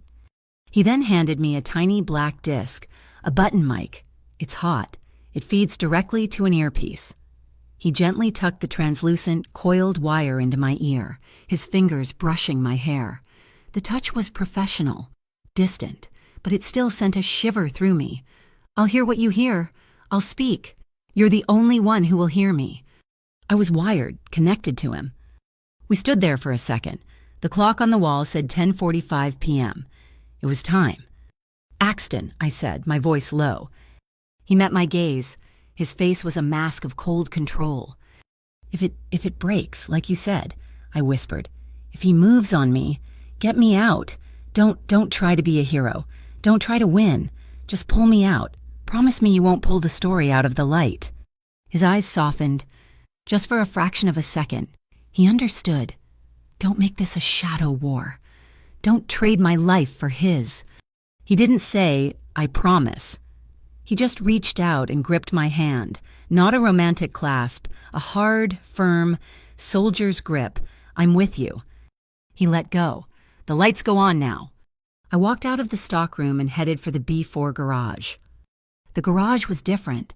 It wasn't the dim, yellow-lit tomb from the first night. The emergency lights were on, casting a harsh, blue-white glare over everything. It was cold, empty. My footsteps echoed, too loud. Silas Vargo was standing in the middle of the central aisle, exactly where he'd been in my nightmares. He looked terrible. His nose was crooked, clearly broken from my headbutt on the pier. There was a desperate, feral energy about him. He was wearing his cheap leather jacket. You came, he sneered, alone, stupid, just like he said you'd be. I'm here, Silas, I said, my voice amplified slightly by the garage's acoustics. I stopped about 20 feet away from him. Leave Maribel alone. This is between you and me. You've lost. Lost. He let out a high-pitched, giggling laugh. It was terrifying. I haven't lost anything. I've just been inconvenienced. But you've lost everything. You just don't know it yet. He held up a small, black USB drive, the same one I'd given Axton. No, not the same one, a different one. This, he said, is your past, the real one, the one you buried. Professor Phillips, the deposition, the settlement, the NDA, all of it. I've got a copy for every news outlet in this city. Your Public Minutes Community Committee, it's all going to be so public. He was blackmailing me with the one thing I still had to lose, my reputation, my future. What do you want? I asked, my voice cold. You're gonna walk over to that camera. He pointed to one of the new, dome-shaped atrium cameras on the ceiling. And you're going to tell your new friends at the IFCB that you lied. You made it all up. The audio file, the pier, Everything, you were just a crazy, obsessed grad student. You do that and this. He waggled the USB. Stays our little secret. I just stared at him. Now, Eliza, Axton's voice whispered, sharp and low, in my ear. Do the move, the one we talked about. I reached into my pocket. Silas tensed, his hand darting inside his jacket. I didn't pull out a weapon. I pulled out a small, portable projector, the one I used for my seminars. I clicked it on, and I aimed it at the big, blank concrete wall of the garage. An image flared to life. A scanned document. My own signature at the bottom, the non-disclosure agreement. What are you doing? Silas stammered, confused. You're right, Silas, I said, my voice booming, my mic picking it up, feeding it to Axton, to the volunteers I knew were waiting. It is my past. I clicked again, a new image, a headline from my old university paper. Student files complaint against tenured professor. My name is Eliza Tran, I said, my voice not shaking at all. In 2023, I was professionally and personally harassed by my advisor, Dr. Mark Phillips. I filed a formal complaint. I fought him, and I won a settlement, but I was forced to sign an NDA to silence me, to protect his reputation, to protect the school's reputation. I clicked again, a picture of me, younger, standing outside a courtroom. You can't blackmail me with a story I'm not afraid to tell, I said, my voice ringing out in the cold, blue light. You can't threaten me with the truth. My past isn't my weakness, Silas. It's my proof. It's why I'm here. It's why I fight. Silas stared at the wall, at my face, at my story, projected for the whole world to see. He was speechless.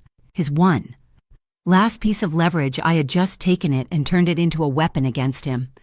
He let out a sound, a guttural, inhuman roar of pure, unadulterated rage. You bitch, get her! From the shadows, from behind the pillars, his two thugs appeared, the men from the first night. They ran at me. Now, Axton, I yelled, wham!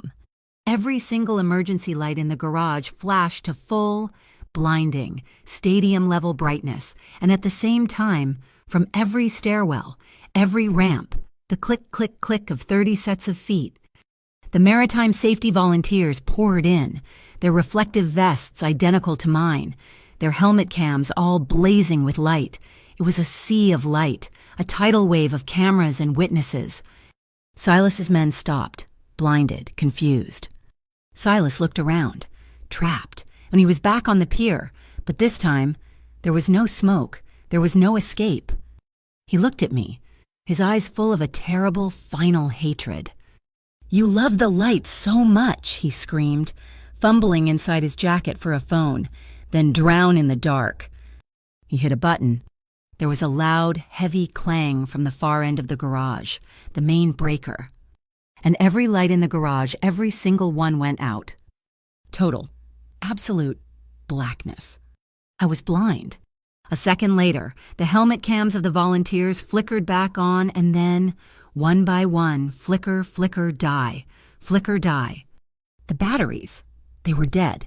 Silas must have known, he must have planned. The darkness was heavier this time. It was a physical, suffocating weight. I was alone. I could hear men breathing. I could hear footsteps, slow, circling. My heart was going to explode. Axton, I whispered, my hand pressed to my earpiece. Axton, I can't see, the lights are dead. Silence. Then his voice, crackling, but there, calm, steady, the anchor in the dark. It's okay, Eliza. They can't see you either. What do I do? I whispered, my back hitting a cold concrete pillar. Look up, he said. There's another light. I looked up. The blackness was absolute. My eyes strained, trying to find a form, a shape, a light. Nothing.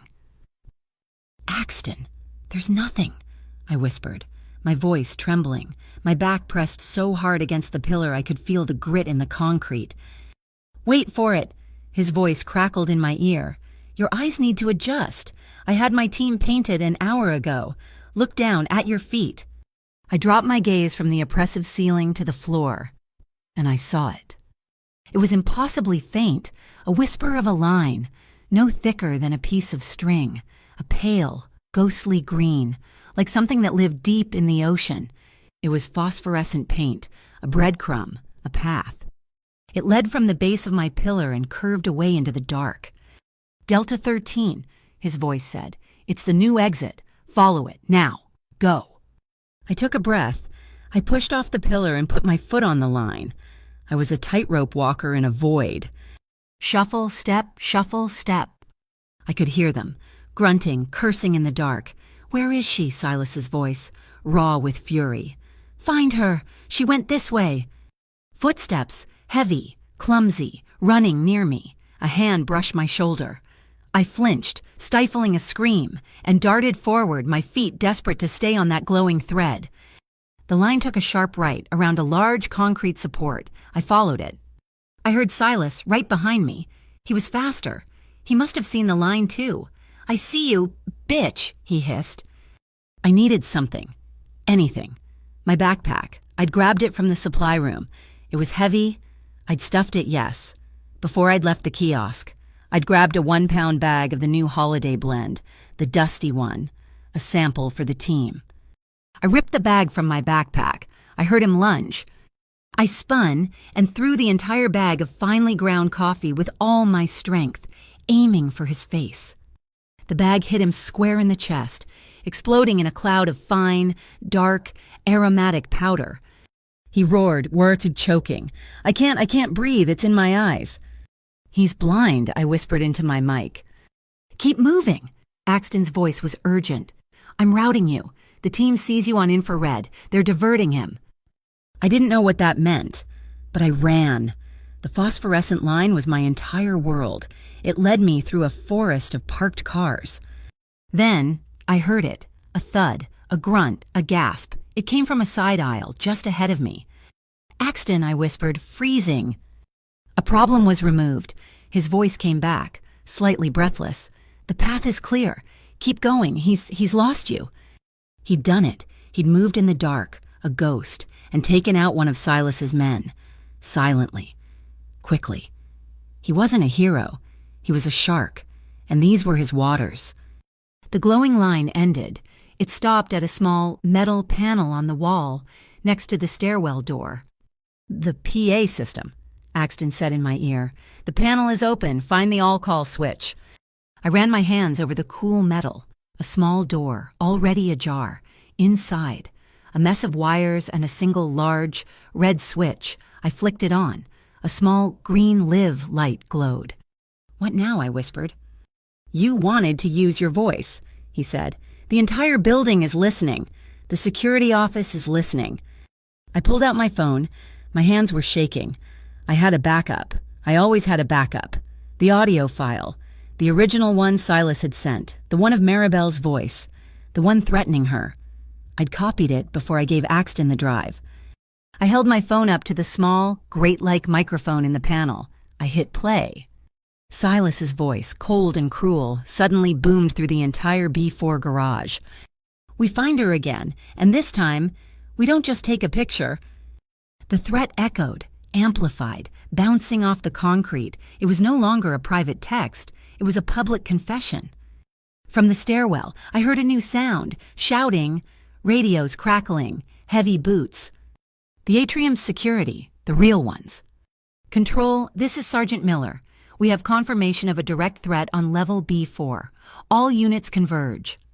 They were coming. Hearing a direct, audible threat against a named civilian, they had no choice. The structural failure was being patched. Live. With adrenaline. "It's a trick," Silas's voice roared from the darkness, his nose clearly still broken. He must have cleared his eyes. They're working together. It's Caravella. He's here. He's Mafia. He's setting us all up." I gripped the PA microphone, my knuckles white. "He's right," I shouted, my own voice now echoing, monstrous, through the garage. "He's absolutely right. But let me ask you a question." I was speaking to the guards, to the shadows, to the whole building. "Has Axton Caravella, has he ever harassed a vulnerable woman on your shift? Has he ever filmed an employee? Or cornered a barista? or threatened your family to get what he wants? Has he ever made you choose between your safety and your paycheck? Silence. Only the sound of running feet. This, I shouted, is that choice. This is Protocol Sapphire. I'm a civilian. I'm unarmed, and I am being hunted. Choose now. A new voice. The security sergeants boomed over the PA system. All units, Protocol Sapphire is active. I don't care who he is. Protect the civilian. Protect Miss Tran. Move, move, move. It had worked. My thesis, my stupid academic bullshit thesis, it had just become law, a new protocol, named after the blue lilies or just a random color I'd never know. The lights flickered, a backup generator, somewhere deep in the building, must have kicked in. A few random red emergency lights snapped on, casting the garage in a bloody, hellish glow. I saw him, Silas, across the garage, by the up-ramp. He saw me. I ran. The chase was a nightmare. A spiral ascent up the garage ramp. I could hear him behind me, his heavy footsteps echoing. I could hear the security guards below, fanning out, their flashlights cutting through the dark. I reached the B2 level. I was trapped. I'd run into a dead end, a row of parked cars.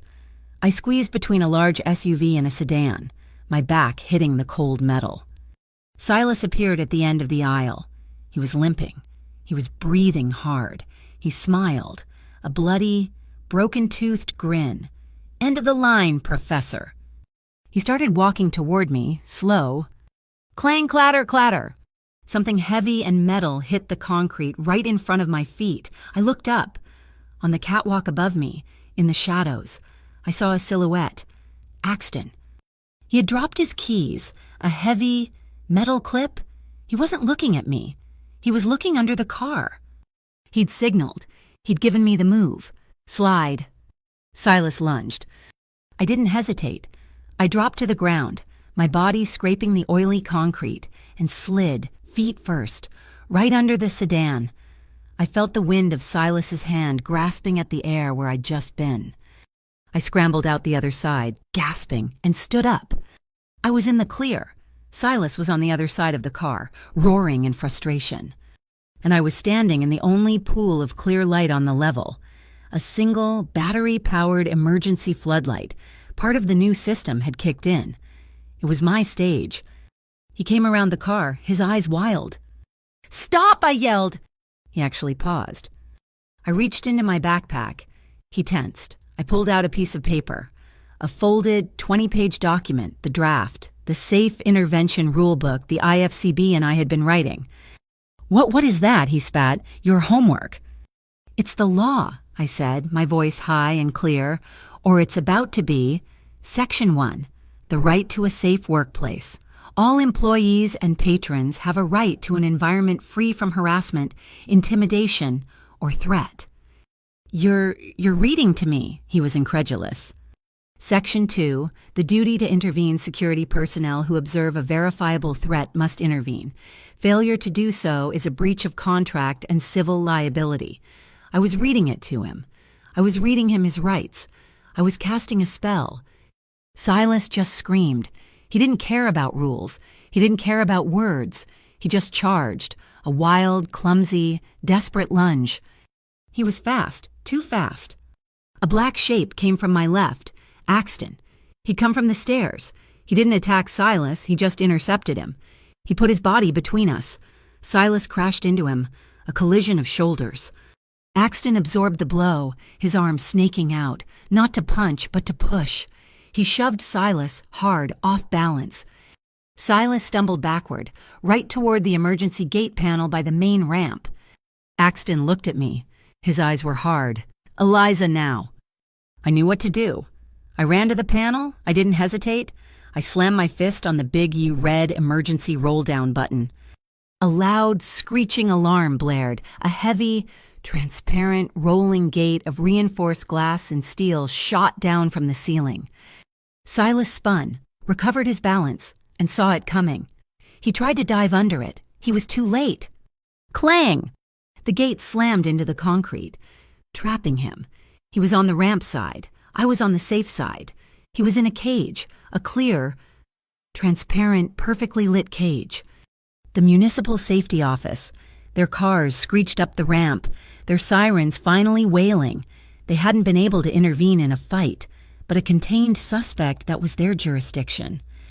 They piled out, guns drawn, all aimed at the man in the cage.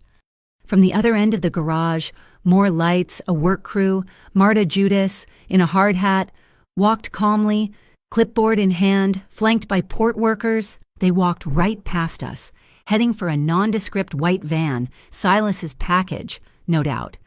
The one he was here to move. Marta just nodded at Axton, a cleanup. It was over. The garage was a sea of flashing red and blue lights. Cops were shouting. Volunteers were filming. Axton was leaning against the pillar, his chest heaving. He was breathing hard. I saw a long, red scratch on his forearm where Silas's jacket zipper must have caught him. I walked over to him. I didn't say anything. I just reached out and slowly, gently, took his hand. His fingers, rough and warm, closed around mine. I didn't need to say thank you. He didn't need to say he was sorry. It was all there, in that one solid, grounding touch. From behind the transparent gate, Silas pressed his bloody face against the panel. He looked at us, at me, and at Axton. Our hands joined. A slow, terrible smile spread across his broken face. "This story," he hissed, his voice muffled but clear. "It ain't over. Not by a long shot." I turned to look at him. I squeezed Axton's hand. "You're right," I said, my voice calm and clear, cutting through the noise. "The climax is at the end." The week after the B4 garage incident was a blur. Silas Vargo was in custody, denied bail, thanks to the mountain of high-definition footage from the maritime volunteers. The IFCB was fast-tracking a massive indictment against the entire Black Lantern outfit. It felt like a victory. But Silas wasn't the head. He was just a limb. The head was the money. The news broke on a Tuesday. Seastone Bank, the clean bank, the one Axton used, the one that sponsored the opera, announced it was re-evaluating its high-risk commercial partnerships. They were pulling their primary line of credit from the Skyline Atrium, effective in 30 days. The atrium, which had just been saved, was now facing bankruptcy. It was retaliation. A leak from a journalist at the Harbor Ledger confirmed it. Seastone wasn't just in bed with the Black Lanterns. They were the Black Lanterns. They were the night logistics. The men on the docks were just the muscle. The men in the boardrooms were the brain. And they were cutting off the atrium, my pilot program to send a message. The city panicked, the stock market wobbled, and I got an email, an invitation to speak before an emergency session of the Port Providence City Council. The topic, community economic safety and corporate intimidation. They had just handed me the biggest stage in the city. Axton was called, too, but not to the public session. He was summoned to a closed-door executive hearing with the IFCB and the city's ethics committee. They were going to try to pin the city's chaos on him, to make him the price of saving the city. He had a choice: stay in the shadows, protect his consortium, and let me face the council alone, or step into the light and risk losing everything. The night before the hearing, we met, not at the atrium, not in a car. We met on the cold, windswept end of Barrow Pier, the place he'd been left as a child. The water was black, the air sharp with salt. He stood staring out at the harbor, the weight of the city, of his entire life, on his shoulders. "You don't have to go tomorrow," I said quietly, standing beside him, not touching. "You can disappear. I know you know how." He looked at me, his eyes dark. "They'll crucify you, Eliza. They'll paint you as my pawn. They'll shred your committee, your rule book. They'll let Seastone win. And if you go," I said, "they'll crucify you. They'll use your past, your logistics, to take you apart. You'll be the scapegoat." He turned back to the water. This was the moment, the final choice. "Axton," I said, my voice soft but firm, "I don't need you to be perfect. I never did." He looked at me, a question in his eyes. "I just need you on the right side." The next morning, City Hall was a circus. Every news van in the state was parked outside. I sat in the front row of the chamber, my hands clasped, my written speech feeling flimsy and useless. The council president was droning on about financial stability and our city's reputation. The lawyer for Seastone Bank was there, looking smug. "We will now hear from our first speaker," the president said, the chair of the Atrium Oversight Committee, Miss Eliza Tran. Before I could stand, the main chamber doors at the back of the hall swung open. A dead silence fell. Axton Caravella walked in. He wasn't in a dark suit. He was wearing a light gray suit, a white shirt, no tie. He looked like a citizen. He didn't look at the press. He didn't look at the council. He didn't look at me. He walked past the public seating, past the barrier, and straight to the central podium. "Mr. Caravella," the president stammered, "you are not on the public agenda. You are scheduled for a closed session." "I respectfully decline the closed session," Axton said. His voice, unamplified, filled the room. It was the calm, steady voice of the man who had cleaned cups in the dark. "I believe in Miss Tran's policy of public minutes." The cameras were flashing, a storm of light. "My name," he said, "is Axton Caravella, and I am the concerned benefactor. I am the primary investor. I am the man who funded the new security measures at the Skyline Atrium." The room exploded. Shouts, questions. "I did it," he continued, his voice cutting through the noise. "Through a series of private holding companies. I bent the rules. I did it because this council and the system it represents had failed. You created a power vacuum. I stepped in." He owned it, all of it. "And now, Seastone Bank wants to punish this city for an attempt to create safety. They are holding you hostage. So, I will make this simple." He looked at the council. "My consortium will guarantee the Atrium's line of credit. Personally, the bank will be made irrelevant." The Seastone lawyer leaped to his feet. "This is an outrage. This man, he's admitting to financial crimes. He's a mobster." "No," Axton said. "I'm a businessman, and I have one more condition. I am creating a new municipal fund, the Light Fund. It will be seeded with $10 million of my own money to install these same community-led security upgrades in every commercial center in Port Providence. I am challenging this council to match it." He had just turned his confession into a city-wide mandate. The president was banging his gavel. Order, this, I said, standing up from my seat, "is the solution." I walked to the podium and stood next to him.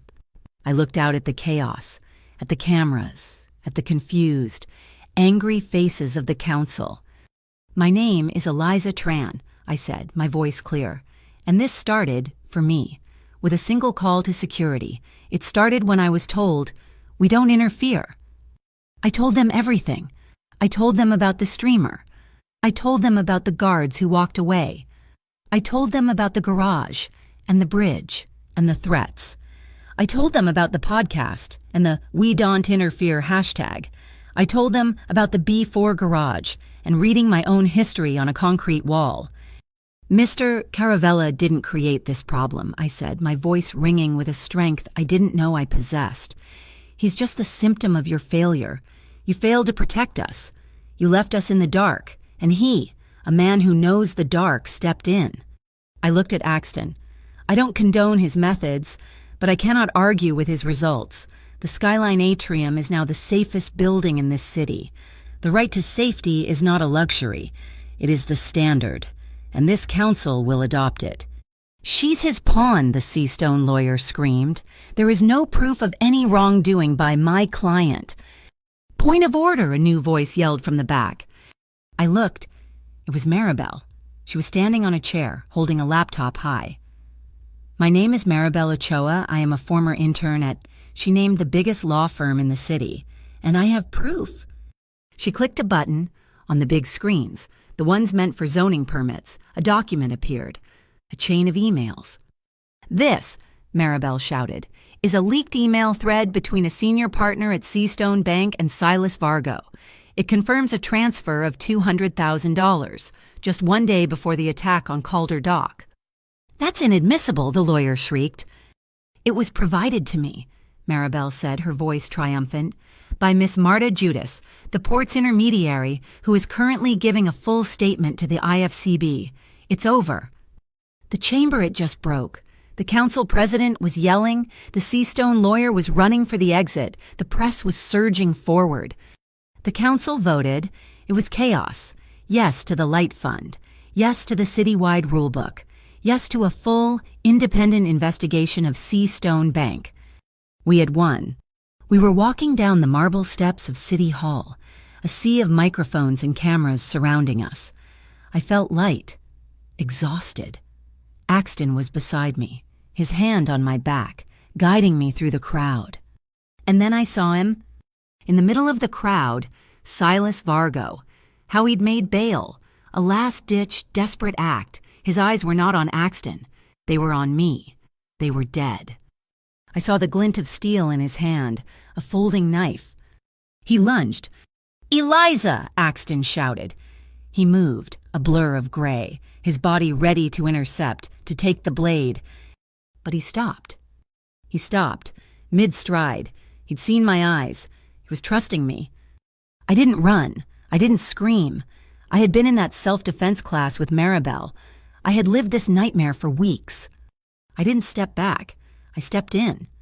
As Silas came at me, I pivoted, just as I had on the pier. I didn't try to punch. I didn't try to hurt. I grabbed the wrist that held the knife. I used his own forward momentum, twisted and locked his joint. It was a clean, simple, defensive move. No blood, no excessive violence. He screamed as his wrist popped. The knife clattered onto the stone steps. The crowd gasped, a single unified sound, then silence. The cameras flashed, capturing the moment, me, in my simple consultant suit, holding this broken man in a perfect legal wrist lock. City Hall guards were on him in a second, pinning him to the ground, cuffing him. It was finally, completely over. I let go, and I started to shake, the adrenaline. The weeks of fear, it all came crashing down. My knees buckled. Axton was there. He caught me. He wrapped his arms around me, holding me up as I trembled, his hand on the back of my head. Then he took off his suit jacket and draped it over my shoulders. I was leaning against him, his heart hammering against my ear, surrounded by the sound of sirens and the flash of cameras and the smell of roasted coffee coming from a vendor cart on the corner, warm, safe. Later, in the quiet of the sedan, the city lights sliding by, he was silent. "If you want me to," he said, his voice a low rasp, "I will. I'll liquidate. I'll walk away from the docks, the consortium, everything. I'll go." He was offering to erase himself, the orphan from the pier, ready to disappear again.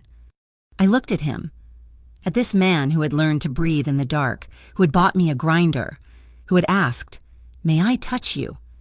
"No," I whispered. Don't go back into the shadows." I reached out and touched the scar on his cheek. Stay, and use that power the right way, with me. Weeks later, the blue dock. It was quiet. The new Breville machine was humming, a low, pleasant, industrious sound. The old screaming grinder was gone. On the wall, next to the menu, was a newly framed document, the Skyline Atrium Safe Intervention Rulebook. He walked up, 9:07 p.m. I smiled, the usual. He nodded, that faint, almost smile on his lips, black, no sugar. I made his coffee. I passed him the cup. He didn't just take it. He tapped his cup against mine, a silent toast. Above us, on the atrium's new display monitor, a news ticker was running. Breaking Seastone Bank CEO and 2 board members indicted by IFCB. Governor signs statewide Light Fund, citing Port Providence model. Skyline Atrium named National Model for Public-Private Safety Initiative. I looked at Axton. He was looking at me. I clocked out. He was waiting. We walked out of the main doors. It was raining. Of course it was. But it was a soft rain, a mist, not the attacking, violent storm from that first night. He stopped me under the awning, and he didn't just kiss me. He looked at me. his eyes asking that same question from the darkness. "May I?" I nodded. And the kiss was slow. It was steady. It was a question, and a wait, and an answer, all at once. It wasn't an ending. It was a beginning. He took my hand, and we walked out together into the rain, into a city where the streetlights seemed brighter, and the shadows no longer held all the power. Thank you so much for listening to this story. I'd love to know where you're listening from. Drop a comment below so we can share our thoughts. Please be sure to subscribe to the channel, Mafia Boss Stories, like this video, and give us a huge boost by hitting that hype button so more people can hear this story.